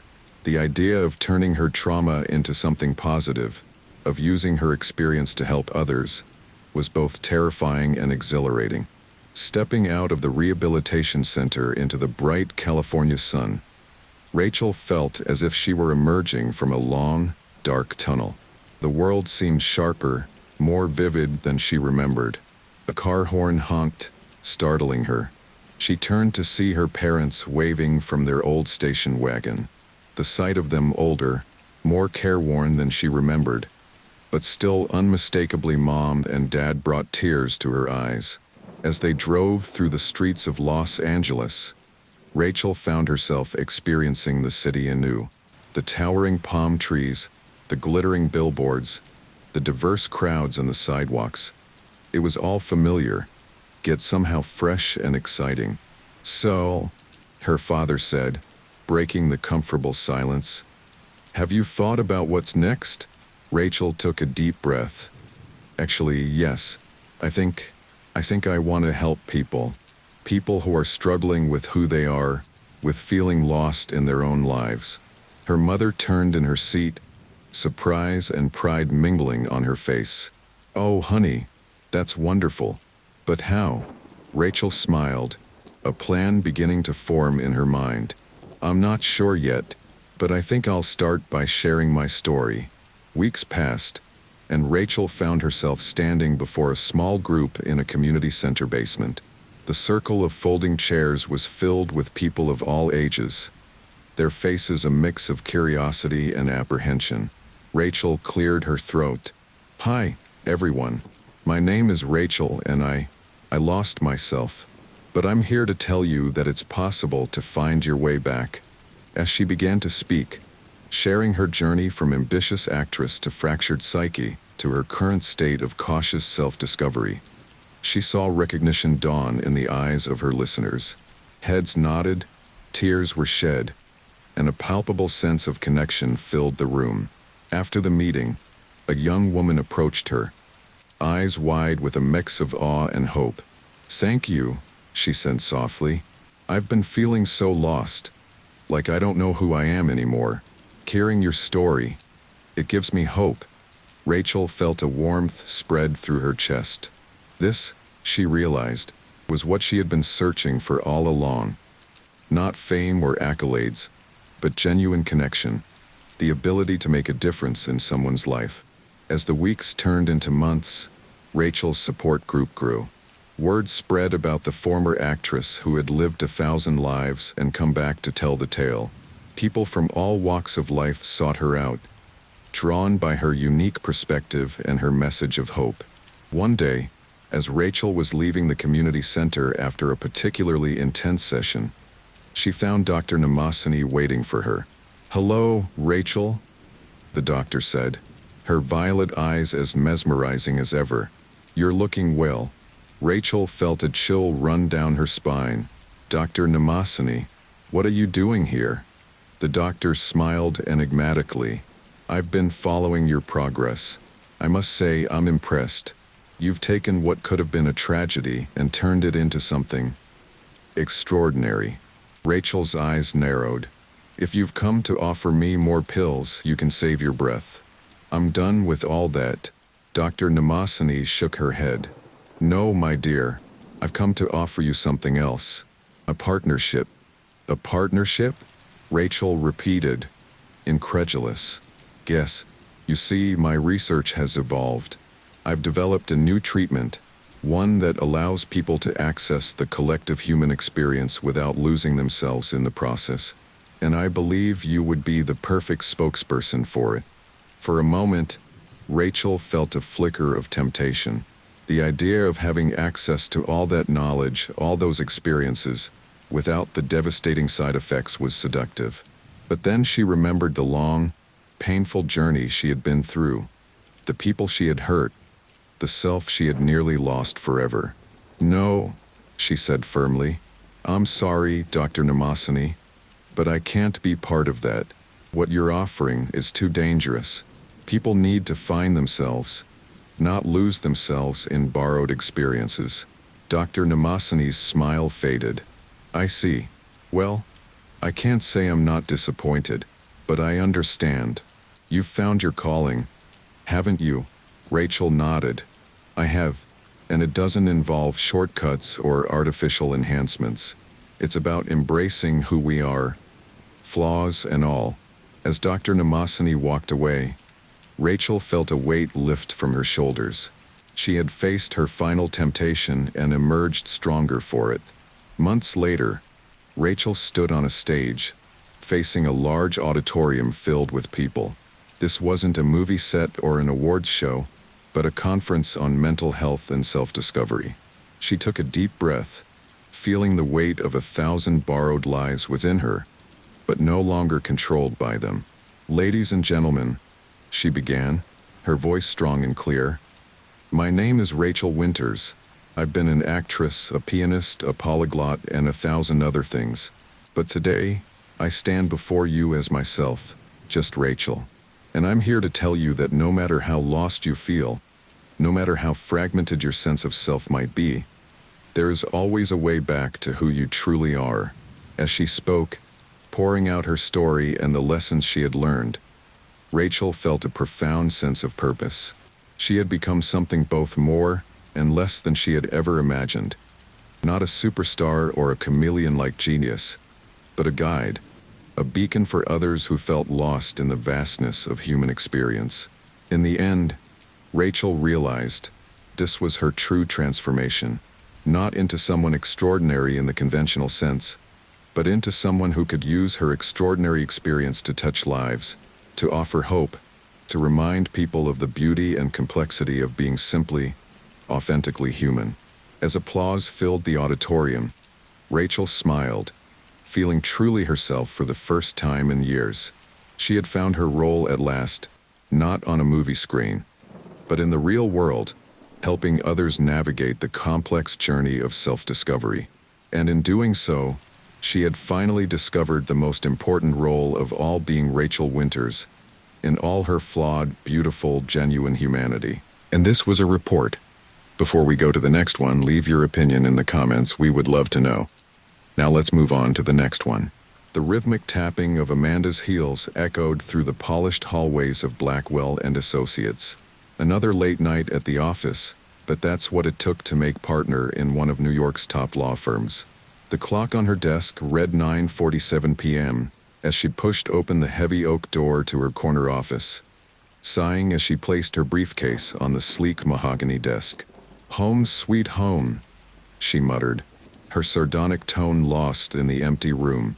Amanda's fingers moved automatically, loosening her tight bun and shaking out her long chestnut hair. She rolled her neck, wincing at the series of cracks that followed.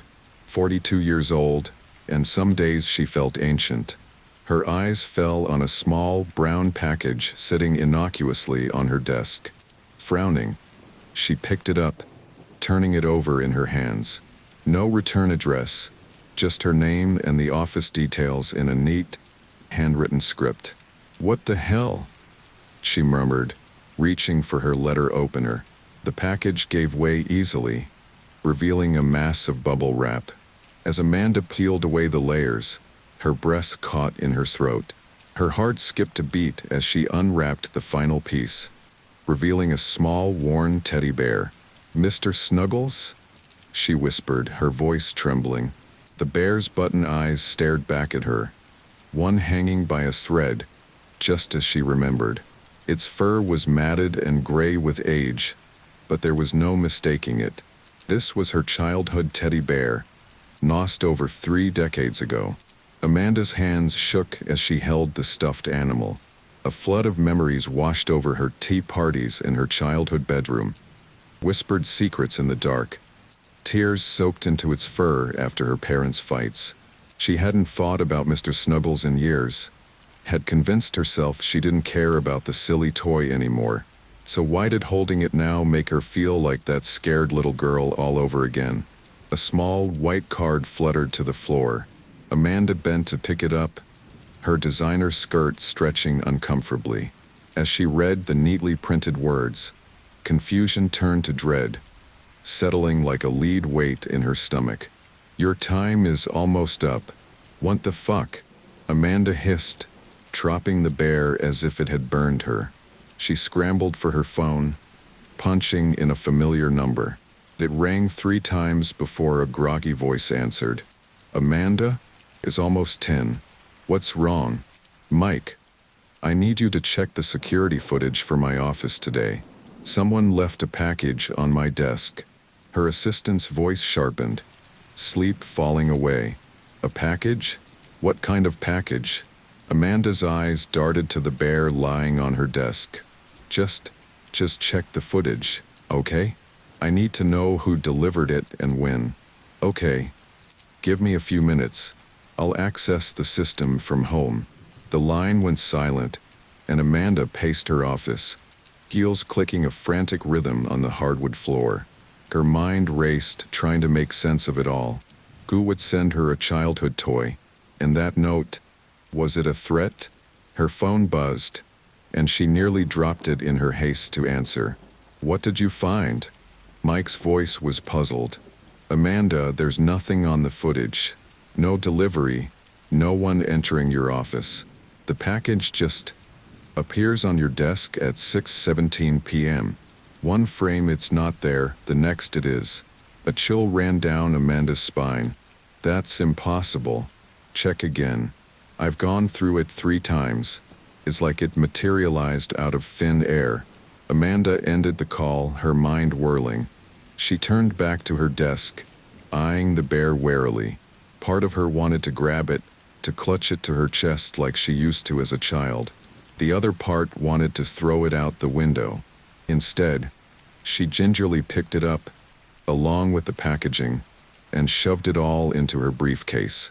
Whatever was going on, she didn't want to leave any evidence behind. As she left her office, Amanda's eyes darted to every shadow, every corner. The familiar halls suddenly seemed sinister, hiding unseen threats. She jabbed the elevator button repeatedly, irrationally afraid that something would grab her before the doors opened. In the parking garage, she practically ran to her car, the click of the automatic locks providing little comfort. As she drove home, every red light felt like an eternity, every passing car a potential threat. By the time Amanda reached her Upper East Side apartment, she was a bundle of frayed nerves. She double-checked the locks, then headed straight for the bar, pouring herself a generous glass of scotch. The alcohol burned going down, but it did little to calm her racing thoughts.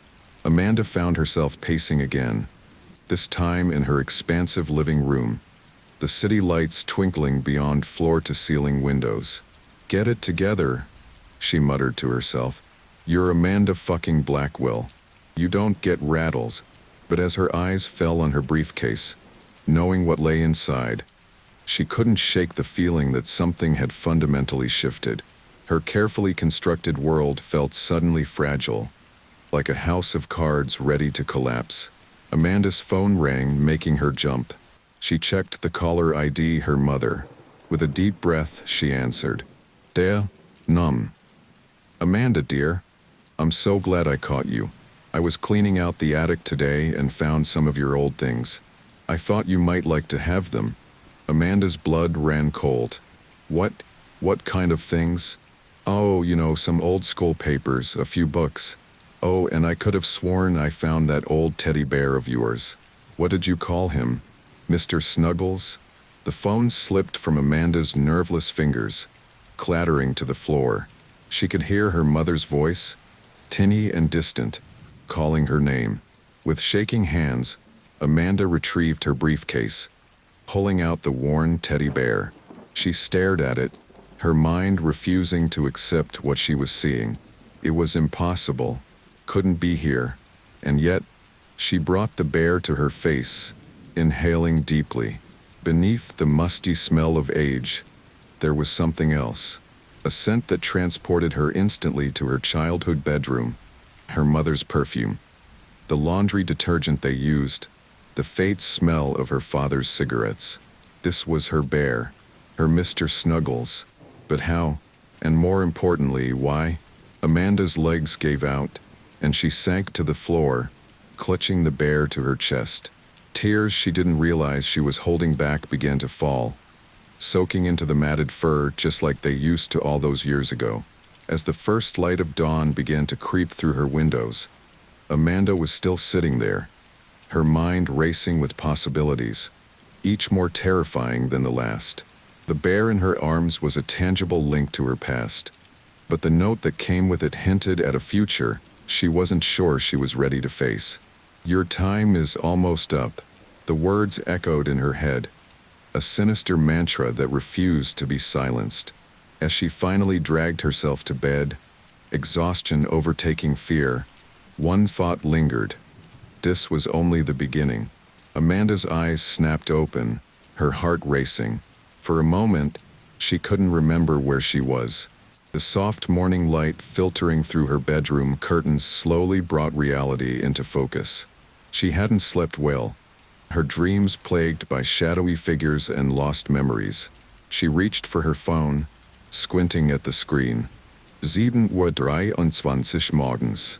Dozens of missed calls and messages from her mother.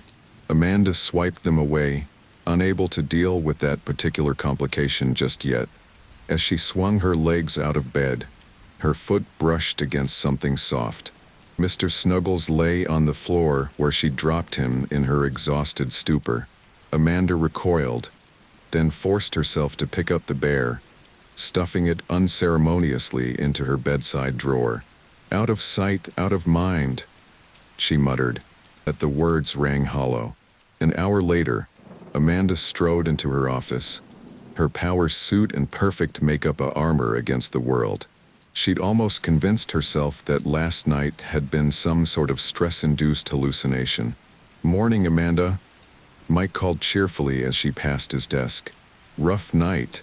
Amanda paused, studying her assistant's face for any sign that he remembered their late-night phone call. There was nothing but his usual eager-to-please expression. "Nothing I can't handle," she replied curtly. "Hold my calls for the next hour. I need to prep for the Goldstein deposition." She'd barely settled at her desk when Mike's voice came through the intercom. "Sorry to interrupt, but there's a package here for you. No courier. It was just sitting at my desk when I arrived." Amanda froze, her coffee mug halfway to her lips. "Bring it in," she said, her voice steadier than she felt. Mike entered, holding a small, brown package identical to the one from yesterday. He placed it on her desk, his brow furrowed with concern. "Amanda, is everything okay? You seem off." She forced a smile. "Just a bit under the weather. Nothing to worry about." "That'll be all, Mike." As soon as the door closed behind him, Amanda's facade crumbled. She stared at the package, her hands shaking as she reached for it. Inside, nestled in bubble wrap, was a faded plastic card. Amanda's breath caught as she recognized her own young face smiling back at her. Her college ID card, lost during a drunken night out in her sophomore year. "This can't be happening," she whispered, a chill running down her spine. A white card, identical to yesterday's, lay beneath the ID. With trembling fingers, Amanda turned it over. "Remember who you were. Remember what you did." The words blurred as tears filled Amanda's eyes. Memories she'd long suppressed came flooding back, the wild parties, the questionable decisions, the people she'd stepped on in her relentless climb to the top. A knock at the door made her jump. "Come in," she called, hastily wiping her eyes. Mike poked his head in. "Your 9:30 is here. Should I send them in?" Amanda glanced at her watch, shocked to realize an hour had passed. "No, I need a minute. Tell them I'll be right out."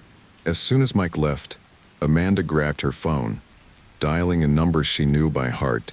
"Rachel? It's Amanda. I need to see you. Today. It's urgent."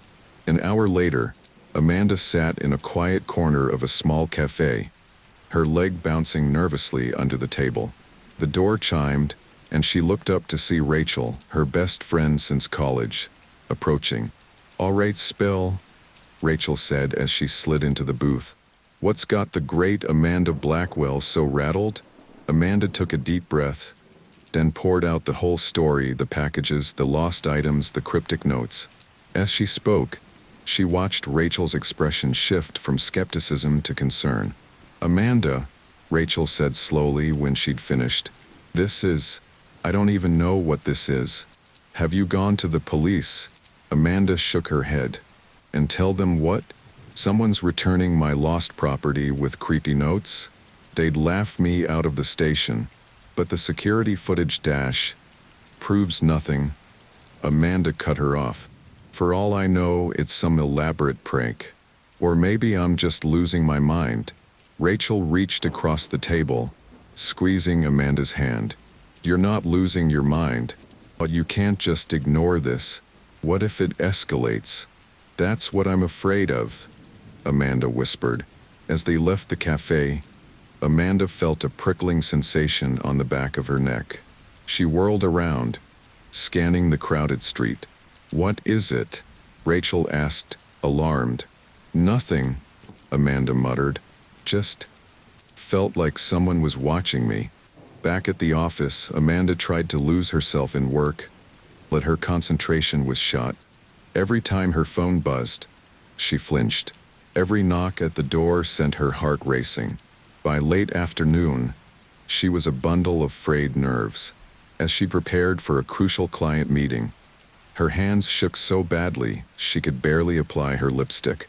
"Get it together," she hissed at her reflection. "You're Amanda fucking Blackwell. You eat Fortune 500 companies for breakfast. Would do this." Derek's eyes narrowed. "Can't? A route. Ms. Blackwell, for me to help you, you need to be completely honest. Is there anyone, Maybe from your past, who might have a reason to remind you of things you'd rather forget. Amanda's mind raced, flicking through faces, names, cases she'd won, people she'd stepped on to get where she was. There were too many possibilities, each more unsettling than the last. I've made enemies, she said slowly. In my line of work, it's unavoidable. But this feels personal. Derek nodded, jotting something in his notebook. All right, I'll need access to your office, your home, any security footage you have. And Ms. Blackwell, I'd advise you to be careful. Whoever's doing this, they're patient, methodical. This isn't some random prank. As Amanda left Derek's office, she felt a mix of relief and trepidation. Having someone else involved should have made her feel better, but instead, it only emphasized the reality of her situation. Back at her apartment, Amanda found herself jumping at every sound, peering around corners like a paranoid fool. She poured herself a generous glass of scotch, hoping to calm her frayed nerves. As she sipped the amber liquid, her eyes fell on a framed photo she kept hidden in a drawer, her and James on their wedding day, both beaming at the camera, full of hope for the future. Amanda picked up the frame, tracing James' face with her finger. "I'm sorry," she whispered to the smiling image. "I'm so sorry for what I became." A sudden knock at the door made her jump, the frames slipping from her fingers and shattering on the hardwood floor. Heart pounding, Amanda approached the door, peering through the peephole. The hallway was empty. With shaking hands, she opened the door a crack, then wider as she saw what lay at her feet. Another package. Amanda snatched it up, slamming the door and engaging every lock. She tore open the package, her breath catching as she pulled out a USB drive. Attached was the familiar white card, but this time, the message sent a chill down her spine. "The truth will set you free, Amanda, but first it will destroy you." With trembling fingers, Amanda plugged the drive into her laptop. A single video file popped up. She clicked play, and as the footage began, her blood ran cold. It was security camera footage from her office, dated 5 years ago. Amanda watched in horror as her younger self shredded documents, deleted files, and made a phone call with a triumphant smirk. She remembered that day all too well. It was the day she'd buried evidence that would have exonerated an innocent man, ensuring her biggest client's victory in a multi-million-dollar lawsuit. As the video ended, Amanda's phone buzzed with a text. "Still think you're untouchable, counselor? The game is just beginning." Amanda's legs gave out, and she sank to the floor, surrounded by the shards of her broken wedding photo. The life she'd built, the reputation she'd cultivated, it was all balanced on a knife's edge, and someone was about to push her off. The harsh fluorescent lights of Amanda's office cast long shadows as she hunched over her desk, surrounded by stacks of old case files. It was well past midnight, but sleep was a luxury she couldn't afford. Not with the sword of Damocles hanging over her head. Her eyes burned as she flipped through another file, searching for what? A clue? A connection? She wasn't even sure anymore. The fourth package sat unopened on the corner of her desk. A ticking time bomb she couldn't bring herself to defuse just yet. A soft knock at the door made her jump. "Amanda?" Mike's concerned face peered around the door. "I thought I saw your light on. What are you doing here so late?" Amanda forced a smile that felt more like a grimace. "Just catching up on some old cases." "You should go home, Mike. It's late." Mike hesitated, then stepped into the office. "Amanda, I'm worried about you. You've been acting strange ever since." He trailed off, clearly not wanting to mention her panic attack. "I'm fine," Amanda snapped, harsher than she intended.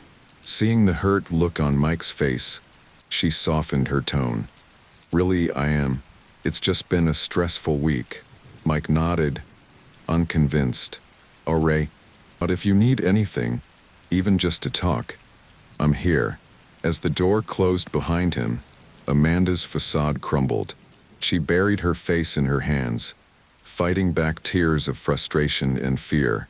After a few moments, she took a deep breath and reached for the package. Her hands trembled as she unwrapped it, revealing her old diary from law school. "Oh God," Amanda whispered, her blood running cold as she flipped through its pages. The diary contained detailed accounts of her early days as a lawyer, the corners she'd cut, the ethics she'd bent, the people she'd used to get ahead. It was a damning record of her ruthless ambition. A white card fell from between the pages. Amanda's heart raced as she read the now familiar handwriting. "Your past is written in ink. How will you rewrite your future?" Anger surged through her, temporarily overwhelming her fear. Whoever was doing this was toying with her, enjoying her pain and panic. "Enough," Amanda growled, slamming the diary shut. She turned back to the case files with renewed determination. There had to be a connection, something she was missing. Her eyes scanned document after document until a name caught her eye, sending a chill down her spine. Robert Chambers. Amanda's mind raced back to the case. Robert Chambers, a small-time accountant accused of embezzling millions from his company. She'd prosecuted him early in her career, building a reputation as a ruthless, win-at-all-costs lawyer. But there had been irregularities in the case, evidence that didn't quite add up, evidence that Amanda had chosen to ignore in her pursuit of victory. With shaking hands, Amanda pulled up the case file on her computer. As she read through it, memories came flooding back. The late nights, the pressure from the partners, the corners she'd cut to secure a conviction. And then she saw it, a note she'd made and then buried deep in the file. Possible exculpatory evidence in RC's home office. "Do not pursue." Amanda felt the blood drain from her face. She'd known there might be evidence proving Robert's innocence, and she deliberately ignored it. Before she could process the implications, her phone rang. The caller ID showed an unknown number. With a sense of dread, Amanda answered. "Hello. Hello, Amanda." The voice was distorted, unrecognizable. "Enjoying your trip down memory lane?" Amanda's free hand clenched into a fist. "Who is this? What do you want from me?" A low chuckle came through the line. "Oh, Amanda, I want what you've always feared, the truth. And soon, everyone will know it." The line went dead. Amanda stared at the phone, her mind reeling. She needed answers, and she knew there was only one place to get them. An hour later, Amanda found herself in the sterile visitors' room of Sing Sing Correctional Facility. Her heart pounded as she waited, rehearsing what she'd say. The door buzzed, and Robert Chambers shuffled in, looking older and more haggard than she remembered. His eyes widened in surprise as he saw her. Well, he said, his voice rough from disuse. "If it isn't the great Amanda Blackwell. To what do I owe this pleasure?" Amanda leaned forward, her voice low and urgent. "Mr. Chambers, I need to know if you're behind this. The packages, the threats." Robert's brow furrowed in confusion. "Packages? Threats? I have no idea what you're talking about, counselor." "Don't play games with me," Amanda hissed. "Someone is digging up my past, sending me things I lost years ago. They know about your case, about—" She hesitated, then plunged ahead. "About the evidence I ignored." Robert's expression hardened. "So you finally admit it. After all these years, you finally acknowledge what you did to me." Amanda felt a wave of shame wash over her. I'm sorry. I was young, ambitious. I convinced myself that the end justified the means." "Sorry." Robert's laugh was bitter. "Sorry doesn't give me back the last 10 years of my life. Sorry doesn't restore my reputation, my family, my future." "I know," Amanda said softly, "but I'm trying to make it right. Someone is threatening to expose everything. If you're not behind it, then who is? Robert studied her for a long moment, his eyes unreadable. Finally, he spoke. I may be in here, counselor, but I still have friends on the outside. Friends who believe in justice.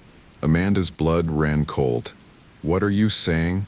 A slow, knowing smirk spread across Robert's face. I'm saying that Karma's a bitch, and she's coming for you, Amanda Blackwell. As Amanda left the prison, his words echoed in her mind. She felt eyes watching her from every shadow, her paranoia reaching new heights. Back in her car, Amanda sat for a long moment, trying to gather her thoughts. She jumped as her phone buzzed with a text from an unknown number. How did your reunion go? Ready to face the music yet? Amanda's hands shook as she started the car. Whoever was behind us, they were always one step ahead. She felt like a mouse in a maze, running frantically while some unseen presence watched and laughed. As she drove back to the city, Amanda's mind raced. If Robert wasn't directly behind this, then who was? And how did they know so much? She thought about the other cases she'd worked on over the years, the other ethical lines she'd crossed. How many more Robert Chambers were out there, waiting for their chance at revenge? Amanda's phone rang, startling her. It was Derek, the private investigator. Ms. Blackwell, he said without preamble. I think I've found something. Can you meet me at my office in an hour? I'll be there, Amanda replied, a mix of hope and dread churning in her stomach. As she navigated through the late-night traffic, Amanda couldn't shake the feeling that she was driving towards a reckoning. Years of ambition, of putting victory above all else, had led her to this moment. She thought about the young, idealistic law student she'd once been, the one who'd written so earnestly in that diary about justice and doing what was right. When had that woman disappeared, replaced by the ruthless lawyer she'd become? As she pulled up to Derek's office, Amanda made a decision. Whatever he'd found, whatever was coming, she would face it head-on. No more running, no more fighting. It was time to confront her past and accept the consequences of her actions. Because if she didn't, she knew with chilling certainty that her tormentor would do it for her. With a deep breath, Amanda stepped out of the car and walked towards the building, ready to face whatever revelations awaited her. The game, as Robert had said, was just beginning, and Amanda was determined to see it through to the bitter end. Amanda's heels clicked against the polished floor of her apartment building's lobby, the sound echoing in the early morning quiet. She'd barely slept after her meeting with Derek, her mind racing with the information he'd uncovered. As she approached the elevator, a flicker of movement caught her eye. The night doorman, usually stationed at his desk, was bent over something near the mailboxes. As Amanda drew closer, she realized he was placing a small, brown package in her slot. "Hey," she called out, her voice sharp with sudden suspicion. The man startled, dropping the package. As he turned, Amanda caught a glimpse of a face she didn't recognize before he bolted for the service exit. Heart pounding, Amanda snatched up the package. This was it, the first real lead she had. Without thinking, she took off after the man, bursting through the service door into the alley behind her building. The cold morning air hit her like a slap, but Amanda barely noticed. She scanned the alley, catching sight of a figure disappearing around the corner. She gave chase, her designer heels completely impractical for pursuit, but her determination driving her forward. As she rounded the corner, she found herself in a maze of back alleys and service entrances. The man was nowhere in sight. Cursing under her breath, Amanda leaned against a wall, trying to catch her breath. Her phone buzzed in her pocket.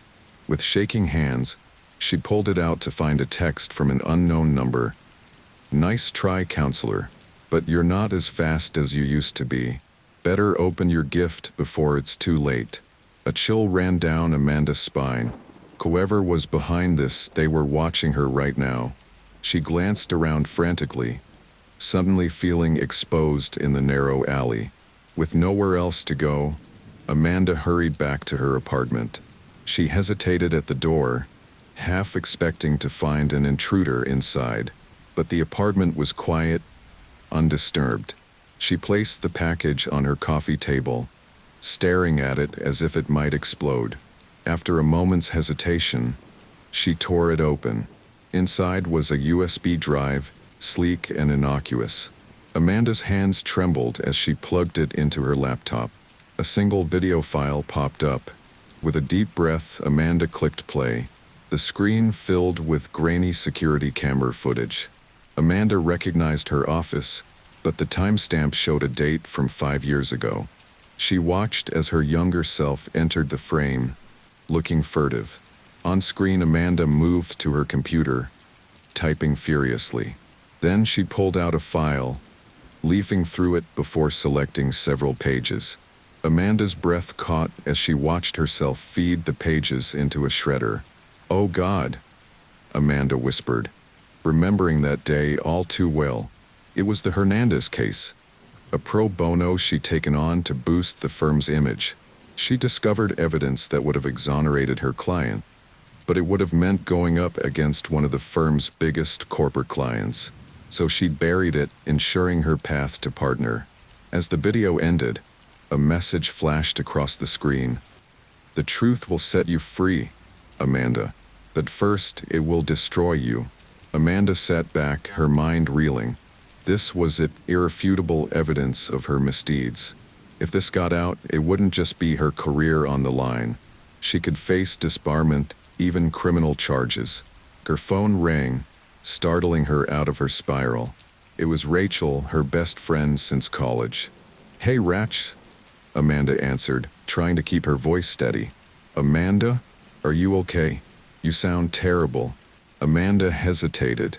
She'd been carrying this burden alone, terrified of letting anyone in. But the weight of it all was crushing her.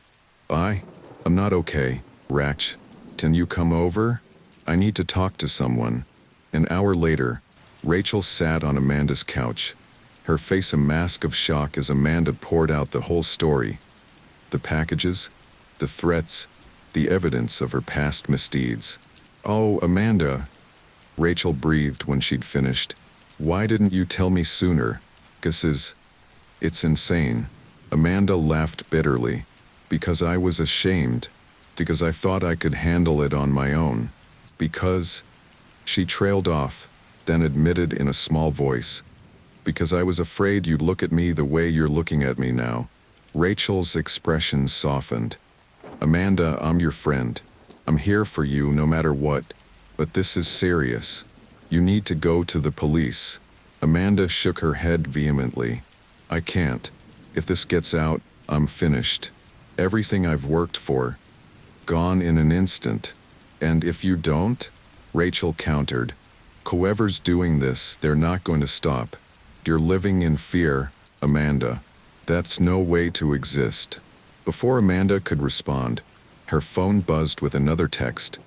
"Time's running out, counselor. Tick-tock." Amanda showed the message to Rachel, her hands shaking. Rachel's eyes widened. "Amanda, this is serious. You're being stalked, threatened. You need protection." "What I need," Amanda said, standing abruptly, "is to end this, on my terms." She moved to her desk, pulling out a legal pad.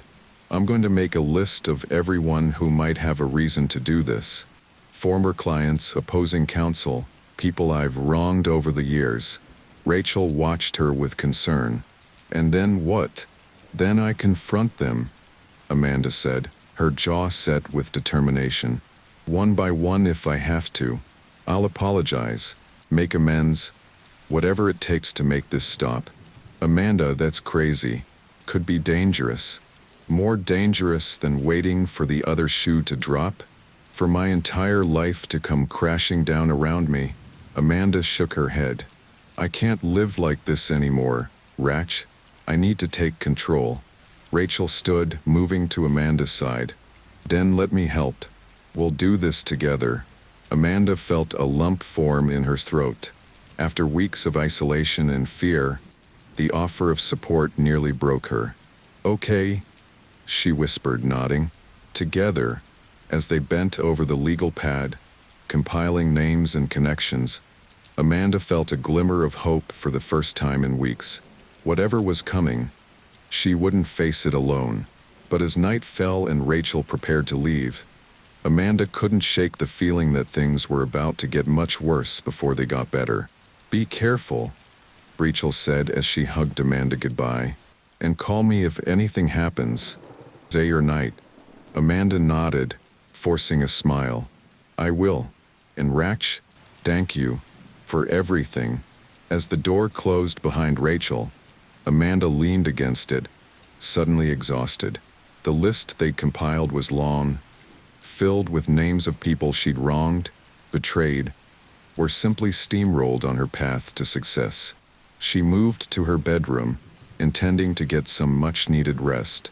But as she entered, she froze. There, on her pillow, sat another small, brown package. Amanda's breath caught in her throat. She'd been with Rachel all afternoon.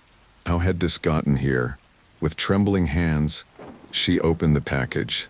Inside was a single sheet of paper. As she read it, Amanda felt the floor drop out from beneath her. It was a detailed account of every conversation she'd had with Rachel that afternoon, including direct quotes.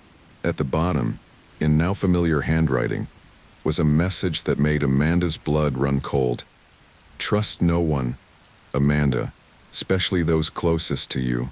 The betrayal has only just begun. Amanda sank to the floor, the paper clutched in her shaking hands. The one person she thought she could trust, the one ally she had in all of this.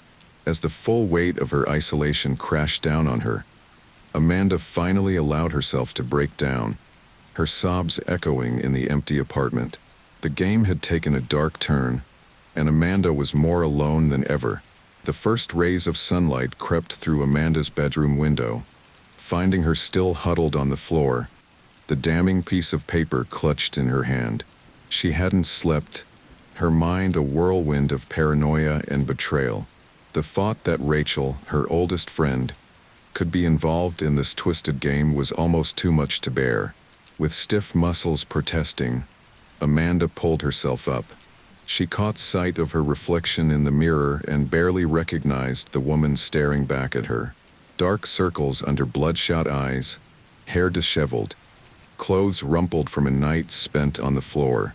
This wasn't the polished, confident Amanda Blackwell the world knew. This was a woman on the edge. As if on cue, her phone buzzed with a text from Rachel. Tay, how are you holding up? Want to grab coffee before work? Amanda's hand trembled as she typed out a response. Not feeling well. Staying home today. She tossed the phone aside, unable to deal with the possibility of her friend's betrayal. Instead, she focused on getting ready for work. No matter what chaos her personal life was in, she couldn't afford to show weakness at the office. An hour later, Amanda strode into Blackwell and Associates, her armor of designer sway. Tea and perfect makeup firmly in place. But as she made her way to her office, she couldn't shake the feeling that something was off. Conversations stopped abruptly as she passed. Colleagues averted their eyes or gave her strange looks. Amanda, Mike's voice made her jump. There's been a call from the Bar Association. They've scheduled a disciplinary hearing for next week. They wouldn't tell me what it's about, but it sounded serious. The world seemed to tilt on its axis. Amanda gripped the edge of Mike's desk to steady herself. What? Why wasn't I notified directly? Mike shifted uncomfortably. They said they've been trying to reach you for days. Your phone's been going straight to voicemail. Amanda's mind raced. She'd been so focused on the mysterious packages that she'd been ignoring calls from unknown numbers. A rookie mistake that could cost her everything. Thanks, Mike, she managed to say. Hold my calls. I need to deal with this. In her office, Amanda sank into her chair, her carefully constructed facade crumbling. She reached for her phone with shaking hands, dialing the Bar Association's number. This is Amanda Blackwell, she said when the receptionist answered. I understand there's been a complaint filed against me? Yes, Ms. Blackwell, the receptionist replied, her tone clipped and professional. We've received multiple complaints alleging ethical violations and misconduct. The disciplinary committee will review the evidence at next week's hearing. Amanda's blood ran cold. Multiple complaints? What kind of evidence? I'm not at liberty to discuss the details, Ms. Blackwell. You'll receive a formal notice with all the information. Good day. The line went dead, leaving Amanda staring at the phone in disbelief. This was it. The other shoe had finally dropped. A knock at her door startled her out of her stupor. Come in, she called, quickly composing herself. Sarah Chun, one of the firm's rising star associates, entered hesitantly. Ms. Blackwell? I'm sorry to bother you. There's something you need to see. She handed Amanda a tablet open to a legal blog. The headline made Amanda's stomach drop. Exclusive. Top NYC lawyer Amanda Blackwell accused of evidence tampering and ethical violations. The article detailed allegations spanning years, complete with quotes from anonymous sources within the firm. As Amanda scrolled through, she felt the walls closing in around her. It's all over social media, Sarah said softly. Everyone's talking about it. Amanda looked up, seeing not judgment in Sarah's eyes, but fear. Fear of what this meant for the firm, for everyone's careers. Thank you, Sarah, Amanda said, her voice steadier than she felt. Please, keep this to yourself for now. I'll address the firm once I've spoken with the partners. As Sarah left, Amanda's phone buzzed with a text from an unknown number. How does it feel, counselor, to watch your carefully constructed life crumble around you? Anger surged through Amanda, temporarily overriding her fear. She typed back furiously, Poor you. What do you want from me? The response came almost immediately. Justice, truth, retribution, take your pick. The game is almost over, Amanda. Are you ready for the final act? Before Amanda could respond, her office door burst open. Jack Blackwell, her uncle and founding partner of the firm, stormed in, his face a mask of fury. What the hell is going on, Amanda? He demanded, slamming a printout of the blog post on her desk. Do you have any idea what this could do to the firm? Amanda stood, her legs unsteady. Uncle Jack, I can explain dash. Explain? He cut her off. Explain how years of our hard work, our reputation, is being dragged through the mud because of your actions?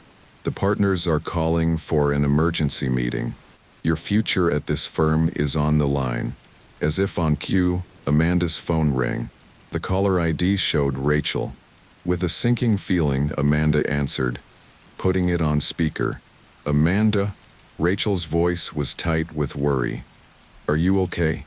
I just saw the news dash. Don't. Amanda interrupted, her voice cold. Don't pretend you care. I know you're involved in this somehow. There was a pause. Then Rachel's voice came back, confused and hurt. What are you talking about?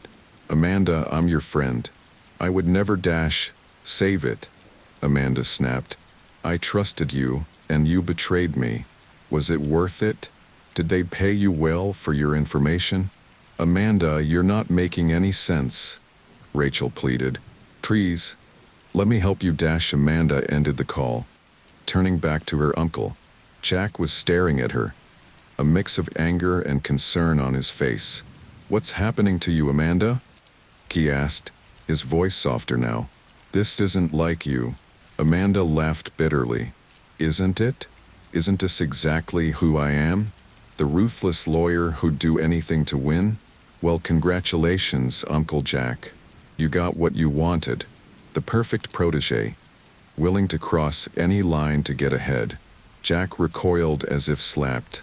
I never asked you to break the law, to compromise your ethics dash. You didn't have to. Amanda shouted, years of pent-up resentment bubbling to the surface. It was always there, Unspoken but understood. Win at all cost.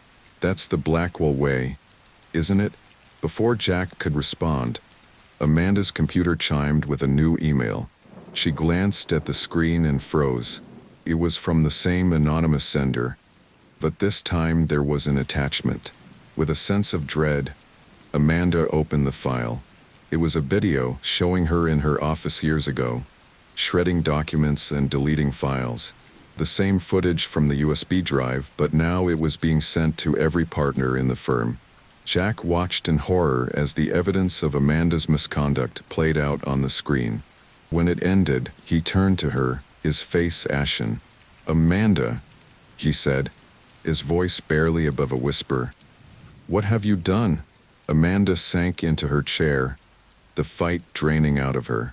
"What you taught me to do, Uncle Jack. Whatever it takes to win." Jack shook his head, backing away from her desk. "The partners will want your resignation. Clean out your office, Amanda. You're done here." As the door closed behind him, Amanda's phone buzzed one last time. Another text from the unknown number. "Check your personal email. The final package has been delivered. It's time to face the music counselor." With trembling hands, Amanda opened her personal email on her phone. There, in her inbox, was an email with dozens of attachments, each one a piece of evidence of her misdeeds over the years. And it wasn't just sent to her. The email was CC'd to the district attorney's office, the bar association, and every major news outlet in the city. As the full weight of her situation crashed down on her, Amanda felt a strange sense of calm wash over her. It was over.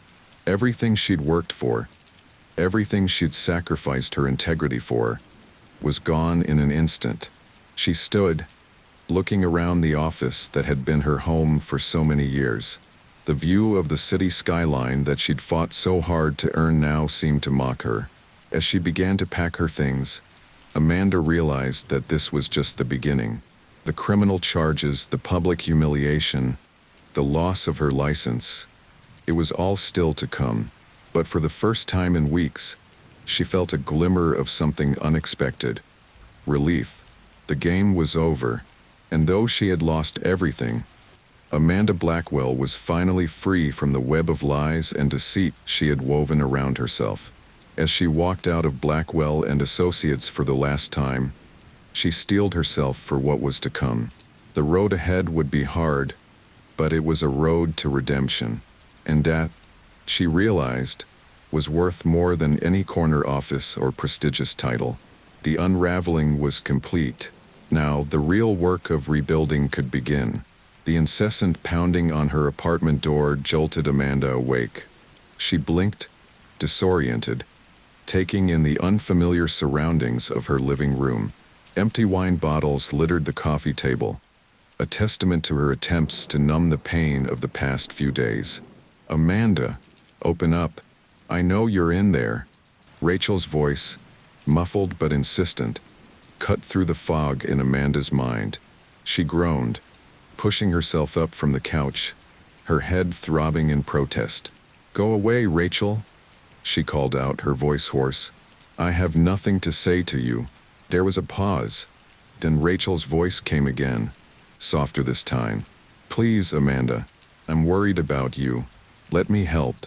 Something in her tone, concern, fear, or perhaps a hint of desperation, made Amanda hesitate. Against her better judgment, she shuffled to the door and opened it. Rachel stood there, her usually impeccable appearance disheveled, dark circles under her eyes mirroring Amanda's own. "Oh, Amanda," she breathed, taking in her friend's haggard appearance. "What's happened to you?" Amanda laughed bitterly, turning away and walking back into the apartment. "What's happened? My life is in ruins, Rachel. My career is over. I'm facing criminal charges. And you betrayed me." Rachel followed her in, closing the door behind her. "Betrayed you? Amanda, I've been trying to reach you for days. I had no idea what was going on until I saw the news. How could you think I'd do this to you?" Amanda whirled around, anger flaring.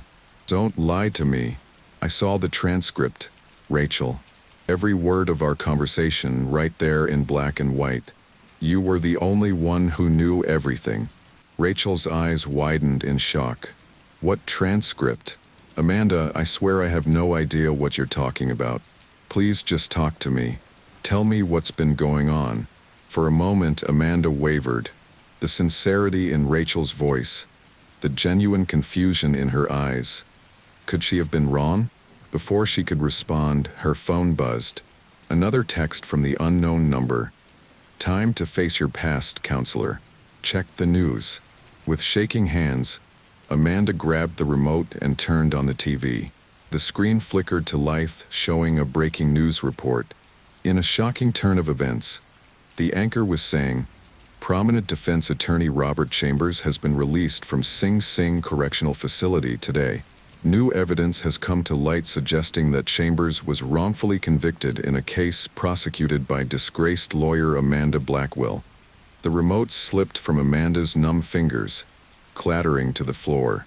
Rachel turned to her, confusion etched on her face. Amanda, what's going on? Who's Robert Chambers?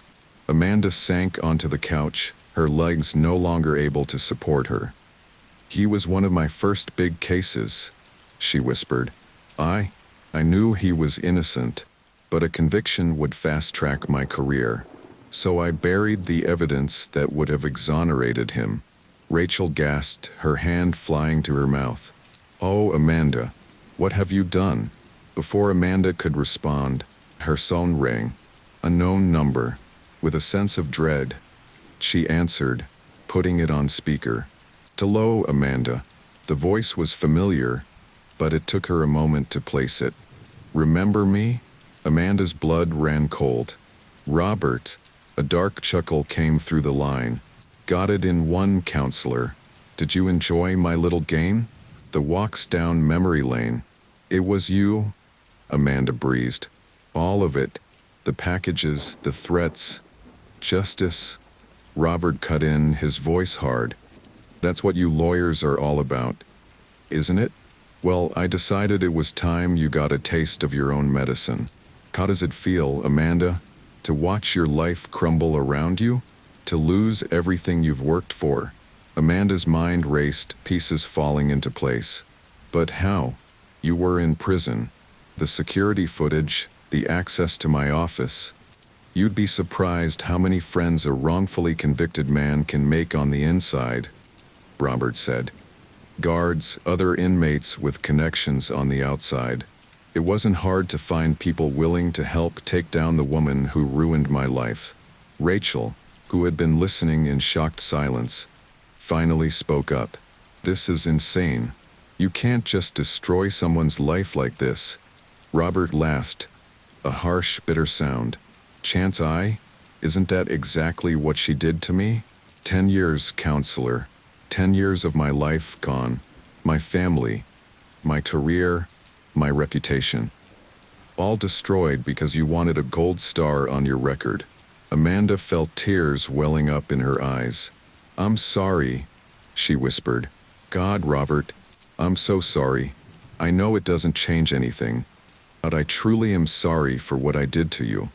There was a long pause on the other end of the line. When Robert spoke again, his voice was quieter, but no less intense. You're right. It doesn't change anything, but it's a start.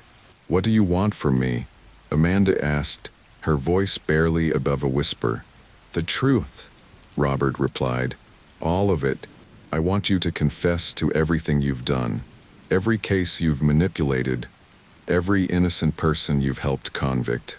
It's time to come clean, Amanda. Amanda closed her eyes, feeling the weight of her sins pressing down on her. And if I do, what then? Then it's over, Robert said simply. No more games, no more threats. You face the consequences of your actions, and I get to move on with my life. Rachel, who had been listening with growing horror, finally intervened. Amanda, you can't seriously be considering this. You need to talk to a lawyer. Figure out your options, No. Amanda cut her off, a strange calm settling over her. No more lawyers, no more lies. She took a deep breath, then spoke directly into the phone. Okay, Robert, you win. I'll do it. I'll confess to everything. There was a moment of silence on the other end of the line. Then, good. There's a press conference scheduled for tomorrow morning at the courthouse steps. I think you know what to do. The line went dead, leaving Amanda and Rachel in stunned silence. Rachel was the first to speak. Amanda, think about what you're doing. This will destroy you. There has to be another way, Dash. There isn't, Amanda said, her voice steady for the first time in days. This is the only way to make things right. I spent my entire career twisting the truth, manipulating the system. It's time I faced the consequences. She stood, moving to the window. The New York skyline stretched out before her. The city she'd once thought she owned now seeming vast and indifferent to her plight. I need your help, Rachel, Amanda said, turning back to her friend. One last time. Will you stand with me tomorrow? Rachel hesitated, then nodded, tears in her eyes. Of course, always. As night fell over the city, Amanda sat at her desk, pen in hand. Page after page, she wrote out every misdeed, every ethical violation, every life she'd ruined in her relentless pursuit of success. It was cathartic in a way, finally letting go of the secrets she'd carried for so long. When she finally finished, the sky was beginning to lighten with the first hints of dawn. Amanda stood, stretching her stiff muscles, and made her way to the bathroom. She stared at her reflection, barely recognizing the woman looking back at her. Gone was the polished, confident lawyer who had taken New York by storm. In her place was a woman laid bare, stripped of her pretenses and masks. As she washed her face and prepared for the day ahead, Amanda felt a strange sense of peace settling over her. The game was over. She had lost everything, her career, her reputation, likely her freedom. But as she donned a simple black suit, forgoing her usual power accessories, Amanda realized she had gained something far more valuable, the chance at redemption. As she left her apartment for what might be the last time, Amanda took one final look around. The trappings of her success, the expensive art, the designer furniture, suddenly seemed hollow and meaningless. Rachel was waiting for her in the lobby, her face a mix of concern and support. "Are you sure about this?" she asked as they stepped out into the morning light. Amanda nodded, squaring her shoulders. "I've never been more sure of anything in my life." As they made their way to the courthouse, Amanda's phone buzzed one last time. A final message from Robert. "Good luck, counselor. Make it count." Amanda smiled, a small, sad quirk of her lips. She deleted the message and turned off her phone. Whatever happened next, she would face it on her own terms. The courthouse steps loomed before her, a sea of reporters and cameras waiting. Amanda took a deep breath, feeling the weight of her confession in her bag. "Ready?" Rachel asked, squeezing her hand. Amanda nodded, her voice steady as she replied, "Ready." Together, they climbed the steps, ready to face whatever consequences awaited. As the cameras flashed and reporters shouted questions, Amanda felt a weight lifting from her shoulders. The truth, she realized, really would set her free. The courthouse steps were a sea of flashing cameras and shouting reporters. Amanda stood at the podium, her hands gripping the edges tightly to stop them from shaking. Rachel stood just behind her, a silent pillar of support. "Thank you all for coming," Amanda began, her voice steady despite the turmoil in her gut. "I have a statement to make, after which I will not be taking any questions." She took a deep breath, unfolding the pages of her confession. The murmur of the crowd died down as she began to speak. "My name is Amanda Blackwell, and for the past 15 years, I have been living a lie. I have manipulated evidence, coerced witnesses, and knowingly prosecuted innocent people, all in the pursuit of victory and personal gain. A collective gasp went up from the assembled crowd. Amanda pressed on, her voice gaining strength as she continued. I stand before you today to confess to my crimes and to face the consequences of my actions. I have prepared a detailed account of every case I have compromised, every ethical line I have crossed. This document will be submitted to the District Attorney's Office and the Bar Association immediately following this statement. As Amanda continued her confession, detailing case after case of misconduct, the crowd's reaction shifted from shock to outrage. Shouts of "How could you?" and "Lock her up" began to ring out. Rachel leaned in, whispering urgently, "Amanda, maybe we should wrap this up. The crowd is getting hostile." But Amanda shook her head, determined to see it through. I know that my actions have caused immeasurable harm to countless individuals and their families, to Robert Chambers and all the others whose lives I've ruined. I can only offer my deepest, most sincere apologies. I know it's not enough, but I hope that by coming clean now, I can begin to make amends. As she finished her statement, the crowd erupted into chaos. Reporters shouted questions, photographers jostled for better angles, and angry onlookers hurled insults. Suddenly, a figure broke through the police barricade. "You ruined my life," a man shouted, lunging towards Amanda. Security guards intercepted him just before he reached the podium, but not before Amanda recognized him, Mark Jeffries, a man she'd helped convict 5 years ago on shaky evidence. As security ushered Amanda and Rachel back into the courthouse, the angry shouts of the crowd followed them. Inside, they found themselves face to face with District Attorney Elena Rodriguez, her expression a mix of shock and fury. "My office, now," Elena snapped, turning on her heel and striding down the hallway. Once inside, Elena rounded on Amanda. "Do you have any idea what you've just done? The chaos you've unleashed?" Amanda nodded, her composure finally starting to crack. "Indo, and I'm prepared to face the consequences." Elena shook her head in disbelief. "It's not just about you anymore, Amanda. Do you realize how many cases this throws into question? How many convictions might be overturned? The public's trust in the justice system is going to be shattered." "I know," Amanda said softly, "but isn't that better than perpetuating a lie, than keeping innocent people behind bars?" Elena sighed heavily, sinking into her chair. "I've already got calls coming in from the mayor's office, the governor, even the attorney general. This is going to be a media circus like we've never seen." As if on cue, Amanda's phone exploded with notifications. News alerts, missed calls, text messages. Her confession was already making waves. Rachel, who had been silent until now, spoke up. "What happens next?" Elena fixed Amanda with a hard stare. "You'll be taken into custody, of course. The charges against you are numerous and serious. Tampering with evidence, perjury, obstruction of justice. You're looking at significant prison time, Amanda." Amanda nodded, a strange sense of relief washing over her. "I understand. I'm ready." As if on cue, there was a knock at the door. 2 police officers entered, their faces grim. "Amanda Blackwell," one of them said, "you're under arrest. You have the right to remain silent. Anything you say can and will be used against you in a court of law."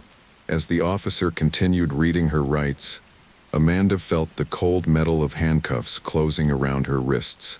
She caught Rachel's eye, seeing tears streaming down her friend's face. "It's okay," Amanda mouthed, trying to smile reassuringly. As the officers led her out, Elena called after her. "For what it's worth, Amanda, it took guts to do what you did today. Misguided as your actions were, coming clean like this, it's something." Amanda nodded in acknowledgement as she was led away. The halls of the courthouse, once her domain, now felt alien and hostile. Lawyers and clerks she'd known for years stared openly. their expressions a mix of shock, disgust, and pity. Outside, the media frenzy had only intensified. As Amanda was led to the waiting police car, reporters shouted questions, cameras flashed, and onlookers jeered. It was a gauntlet of noise and chaos, but Amanda kept her head high, refusing to cower. Just as she was about to be placed in the car, a familiar voice cut through the din. "Amanda," she turned to see Robert Chambers pushing through the crowd. The police officers tensed, but Robert stopped a few feet away, his eyes locked on Amanda's. For a moment, neither spoke. Then Robert said, his voice carrying clearly despite the noise around them, "Thank you for telling the truth." Amanda felt tears pricking at her eyes. "I'm so sorry, Robert, for everything." He nodded, his expression unreadable. "I know. Good luck, counselor. You're going to need it." As Amanda was placed in the back of the police car, she caught one last glimpse of the world she was leaving behind. Rachel, tears streaming down her face. Elena, her expression a mix of anger and respect.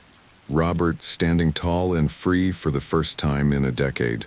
And beyond them, the steps of the courthouse where she'd won so many victories, victories that now felt hollow and tainted. The car pulled away, sirens blaring, as it cut through the sea of media vehicles and onlookers. Amanda leaned back, closing her eyes. The adrenaline of the morning was wearing off, leaving her feeling drained and vulnerable. At the precinct, the booking process was a blur of fingerprints, mugshots, and procedural questions. Amanda answered mechanically, her mind elsewhere. It wasn't until she was led to a holding cell that the reality of her situation truly hit her. The cell door clanged shut behind her, the sound echoing with a chilling finality.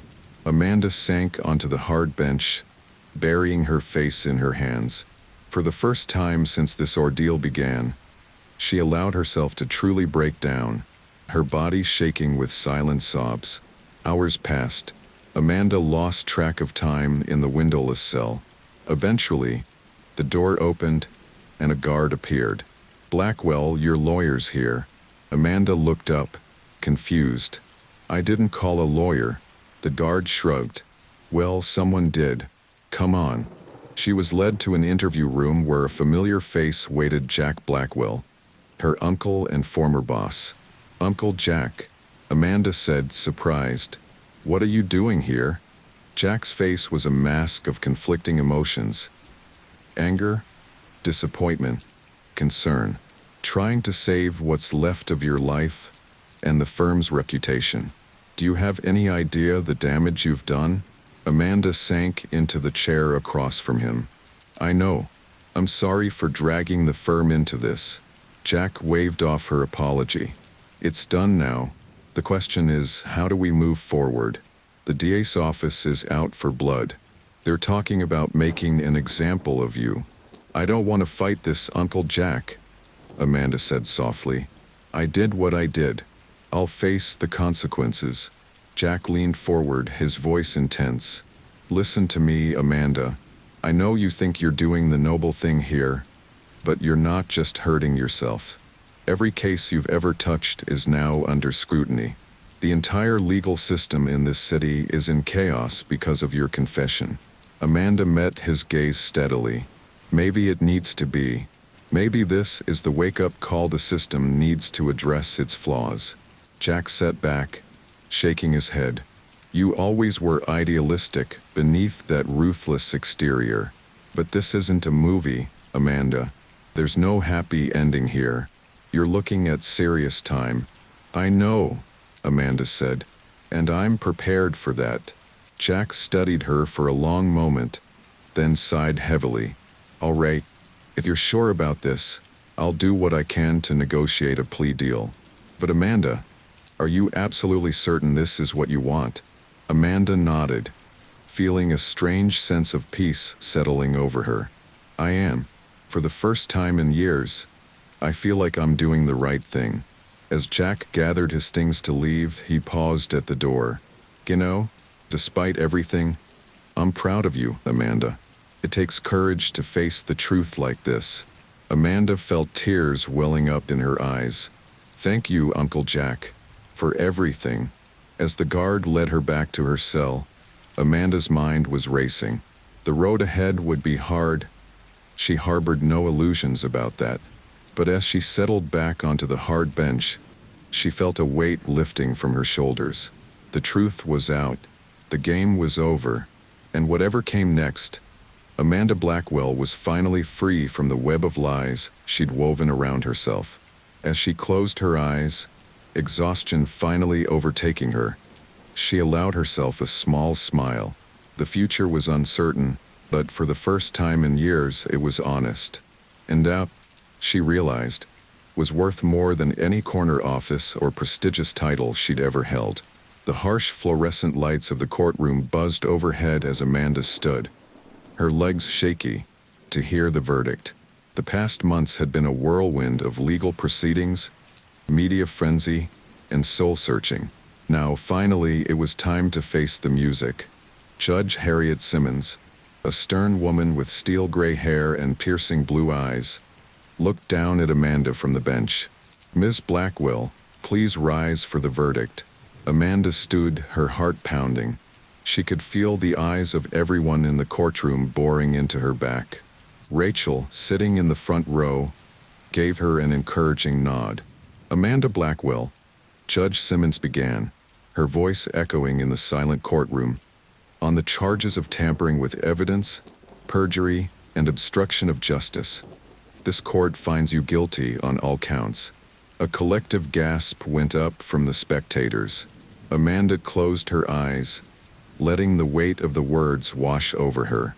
She had known this was coming, and prepared herself for it, but the finality of the moment still hit her like a physical blow. "Miss Blackwell," the judge continued, "your actions have not only betrayed the trust placed in you as an officer of the court, but have also undermined the very foundations of our justice system. The lives you have ruined, the families you have torn apart, cannot be easily mended." Amanda nodded, accepting the judge's words. She had spent countless nights reliving every case, every decision that had led her to this moment.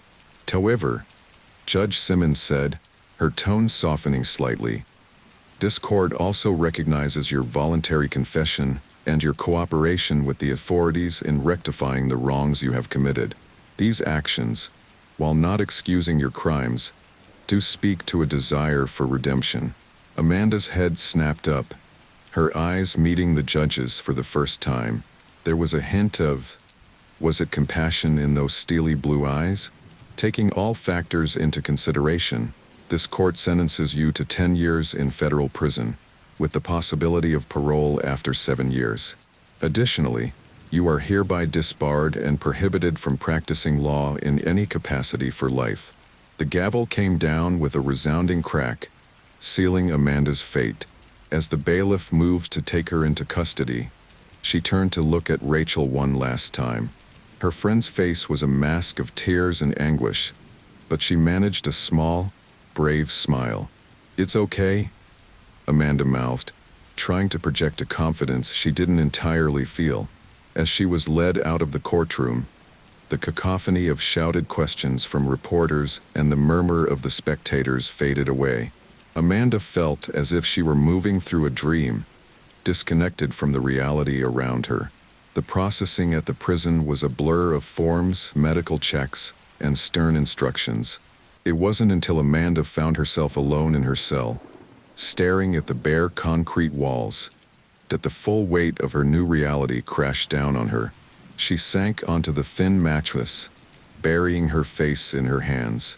For the first time since her confession, Amanda allowed herself to truly break down, her body shaking with silent sobs.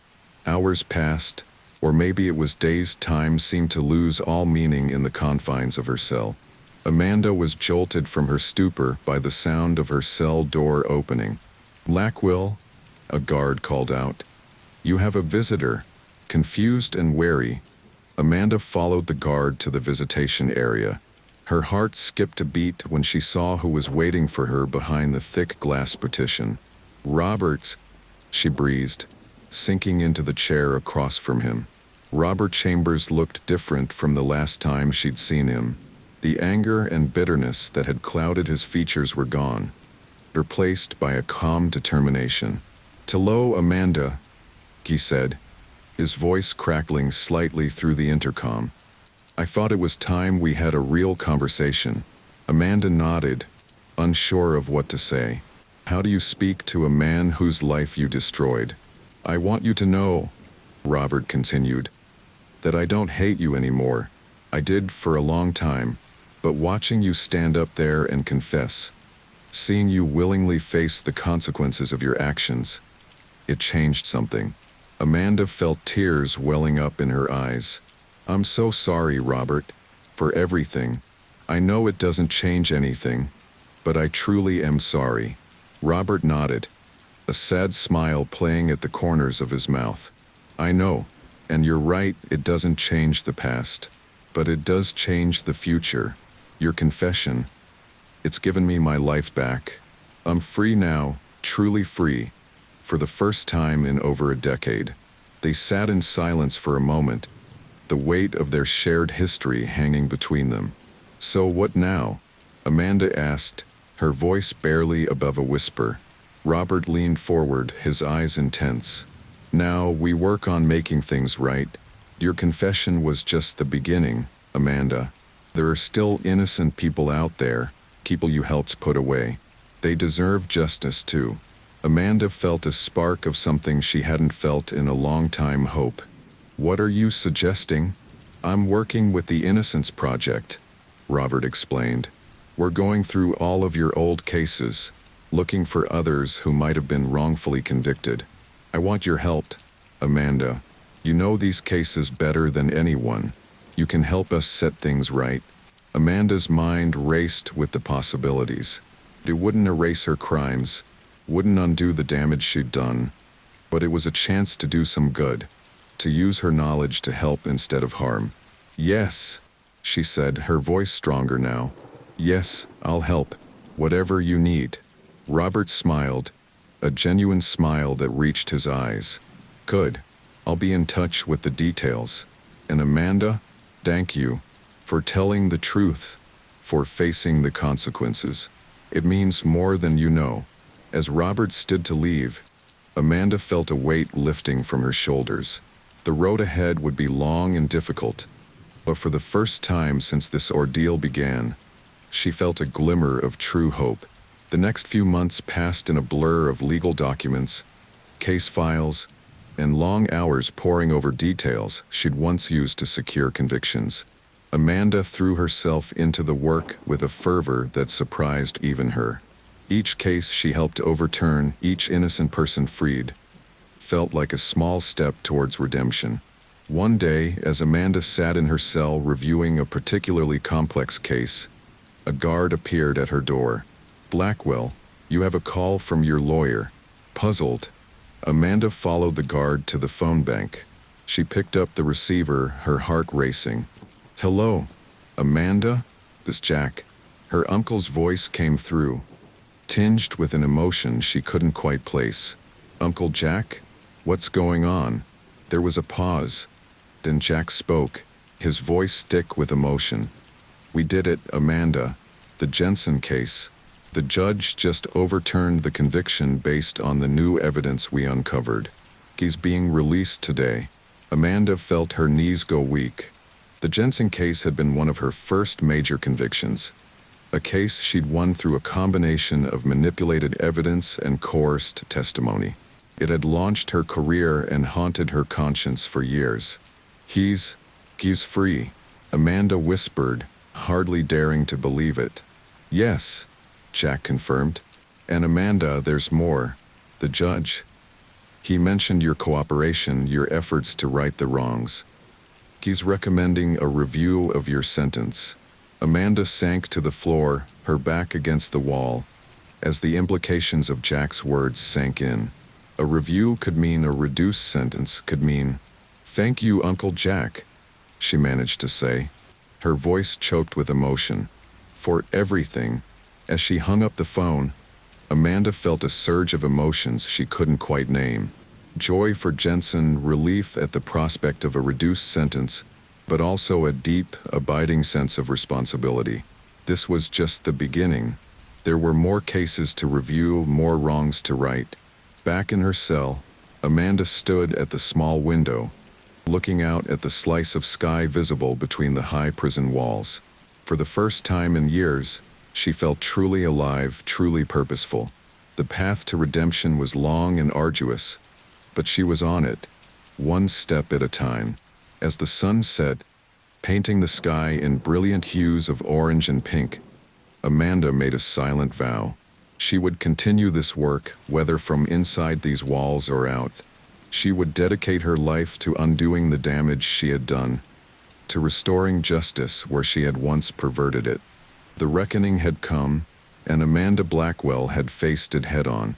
Now, in its wake, she was forging a new path, one of truth, justice, and redemption. It wouldn't be easy, but as she watched the last rays of sunlight fade from the sky, Amanda knew with certainty that it would be worth it. The buzz of the prison intercom jolted Amanda awake. She blinked, disoriented for a moment, before remembering where she was. 3 years had passed since her sentencing, each day a step on her long journey towards redemption. Blackwell, a guard's voice crackled through the speaker. "You've got a visitor. Special clearance. Get ready." Amanda's heart raced as she quickly made herself presentable. Special clearance could only mean one thing: Robert was back, likely with news about another case. As she was led to the visitation room, Amanda couldn't help but marvel at how much had changed. The woman who had entered these walls, broken and guilt-ridden, was gone. In her place stood someone stronger, more determined, and, paradoxically, more free than she'd ever been outside these walls. Robert was waiting for her, a thick file folder on the table in front of him. His face was grim, and Amanda felt a knot form in her stomach. "Robert," she greeted him, sliding into the chair across from him. "What's wrong? Is it bad news about the Thompson case?" Robert shook his head, pushing the folder towards her. "It's not Thompson. It's, well, see for yourself." With trepidation, Amanda opened the folder. Her breath caught as she recognized the name on the file: Michael Reeves. "Oh God," she whispered, memories flooding back. Michael Reeves had been one of her earliest cases as a prosecutor. A young man accused of a brutal murder, convicted largely on circumstantial evidence and a coerced confession. It was one of the cases that had launched her career, and one that had always nagged at her conscience. "We've been reviewing the case," Robert said, his voice gentle but firm. "Amanda, it's bad, really bad. The confession was clearly coerced. The evidence was mishandled, and there's DNA that was never tested." Amanda felt the blood drain from her face. "He's innocent, isn't he?" Robert nodded solemnly. "We believe so, yes. But Amanda, there's more. The real killer. We think he went on to murder 3 more women over the next decade." The implications hit Amanda like a physical blow. Not only had she helped convict an innocent man, but her actions had allowed the real killer to remain free, to take more lives. I don't know what to say," Amanda stammered, her hands shaking as she leafed through the file. "How do I even begin to make this right?" Robert leaned forward, his eyes intense. "We need your help, Amanda. Your testimony, your insider knowledge of how the case was handled. It's the key to freeing Michael and catching the real killer." Amanda nodded, a sense of resolve settling over her. "Of course, whatever it takes. That Robert, how do I face him? How do I look Michael Reeves in the eye knowing what I've done?" "With honesty and humility," Robert replied. "The same way you've faced everything else since your confession. It won't be easy, Amanda, but it's necessary. For Michael, for the victims' families, and for you." As Robert left, promising to return with more details, Amanda sat in stunned silence. The weight of her past actions, the lives she had ruined, pressed down on her with renewed force. Back in her cell, Amanda paced restlessly, her mind racing. She thought of Michael Reeves, robbed of years of his life, of the women who had died because the real killer remained free, of the families torn apart by her blind ambition. Unable to contain her turmoil any longer, Amanda requested to make a phone call. Minutes later, she found herself facing the prison payphone, her fingers trembling as she dialed a familiar number. "Hello?" Rachel's voice came through, warm and familiar. "Ratch," Amanda said, her voice cracking. I need to talk." Over the next hour, Amanda poured out everything. The Reeves case, the devastating implications, her overwhelming guilt. Rachel listened patiently, offering words of support and comfort. "Amanda," Rachel said finally, "you can't change the past, but you're doing everything in your power to make it right now. That counts for something." "Does it?" Amanda asked, doubt creeping into her voice. "How can anything make up for the lives I've ruined?" "It can't," Rachel admitted. "Not entirely. But Amanda, think of the lives you're saving now, the wrongs you're righting. That matters. It has to matter." As she hung up the phone, Amanda felt a renewed sense of purpose. Rachel was right, she couldn't change the past, but she could shape the future. Starting with Michael Reeves. The next few weeks were a whirlwind of activity. Amanda worked tirelessly with Robert and his team, providing detailed accounts of how she had handled the Reeves case, including the ethical lines she had crossed. Each revelation was painful, a fresh reminder of her past misdeeds. But Amanda pushed through, driven by the need to make things right. Finally, the day came for her to give her official testimony. As she was led into the courtroom, Amanda felt a mix of dread and determination. Her eyes scanned the room, landing on a man she recognized from the case files. Michael Reeves, older now, his face lined with the years he had lost. As Amanda took the stand, she forced herself to meet Michael's gaze. The pain and anger she saw there nearly broke her, but she steeled herself. This wasn't about her comfort. This was about justice, long delayed but finally served. "Please state your name for the record," the judge instructed. "Amanda Blackwell," she replied, her voice steady. "Miss Blackwell, you were the prosecuting attorney in the original case against Michael Reeves. Is that correct?" "Yes, Your Honor. And you're here today to testify that your handling of that case was improper?" Amanda took a deep breath. "More than improper, Your Honor. It was unethical, illegal, and a grave miscarriage of justice." A murmur went through the courtroom. Amanda caught sight of Robert, nodding encouragingly from the gallery. Over the next few hours, Amanda laid bare every detail of her misconduct in the Reeves case. She explained how she had pressured detectives to coerce a confession, how she had buried exculpatory evidence, how she had manipulated witness testimony to fit her narrative. With each revelation, Amanda felt a weight lifting from her shoulders, even as she saw the shock and anger on the faces of those in the courtroom. When she finally finished, the silence was deafening. "Miss Blackwell," the judge said finally, "your testimony today is disturbing to say the least, but it is also crucial in rectifying a terrible injustice. Thank you for your honesty." As Amanda was led from the stand, her eyes met Michael's once more. This time, among the pain and anger, she saw something else, a glimmer of something that might, someday, become forgiveness.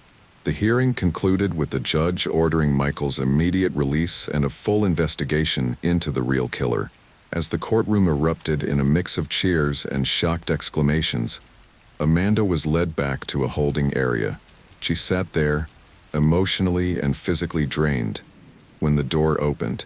To her surprise, it was Michael Reeves who entered, flanked by guards. "Mr. Reeves," Amanda said, standing quickly. I don't know what to say. I'm sorry seems woefully inadequate.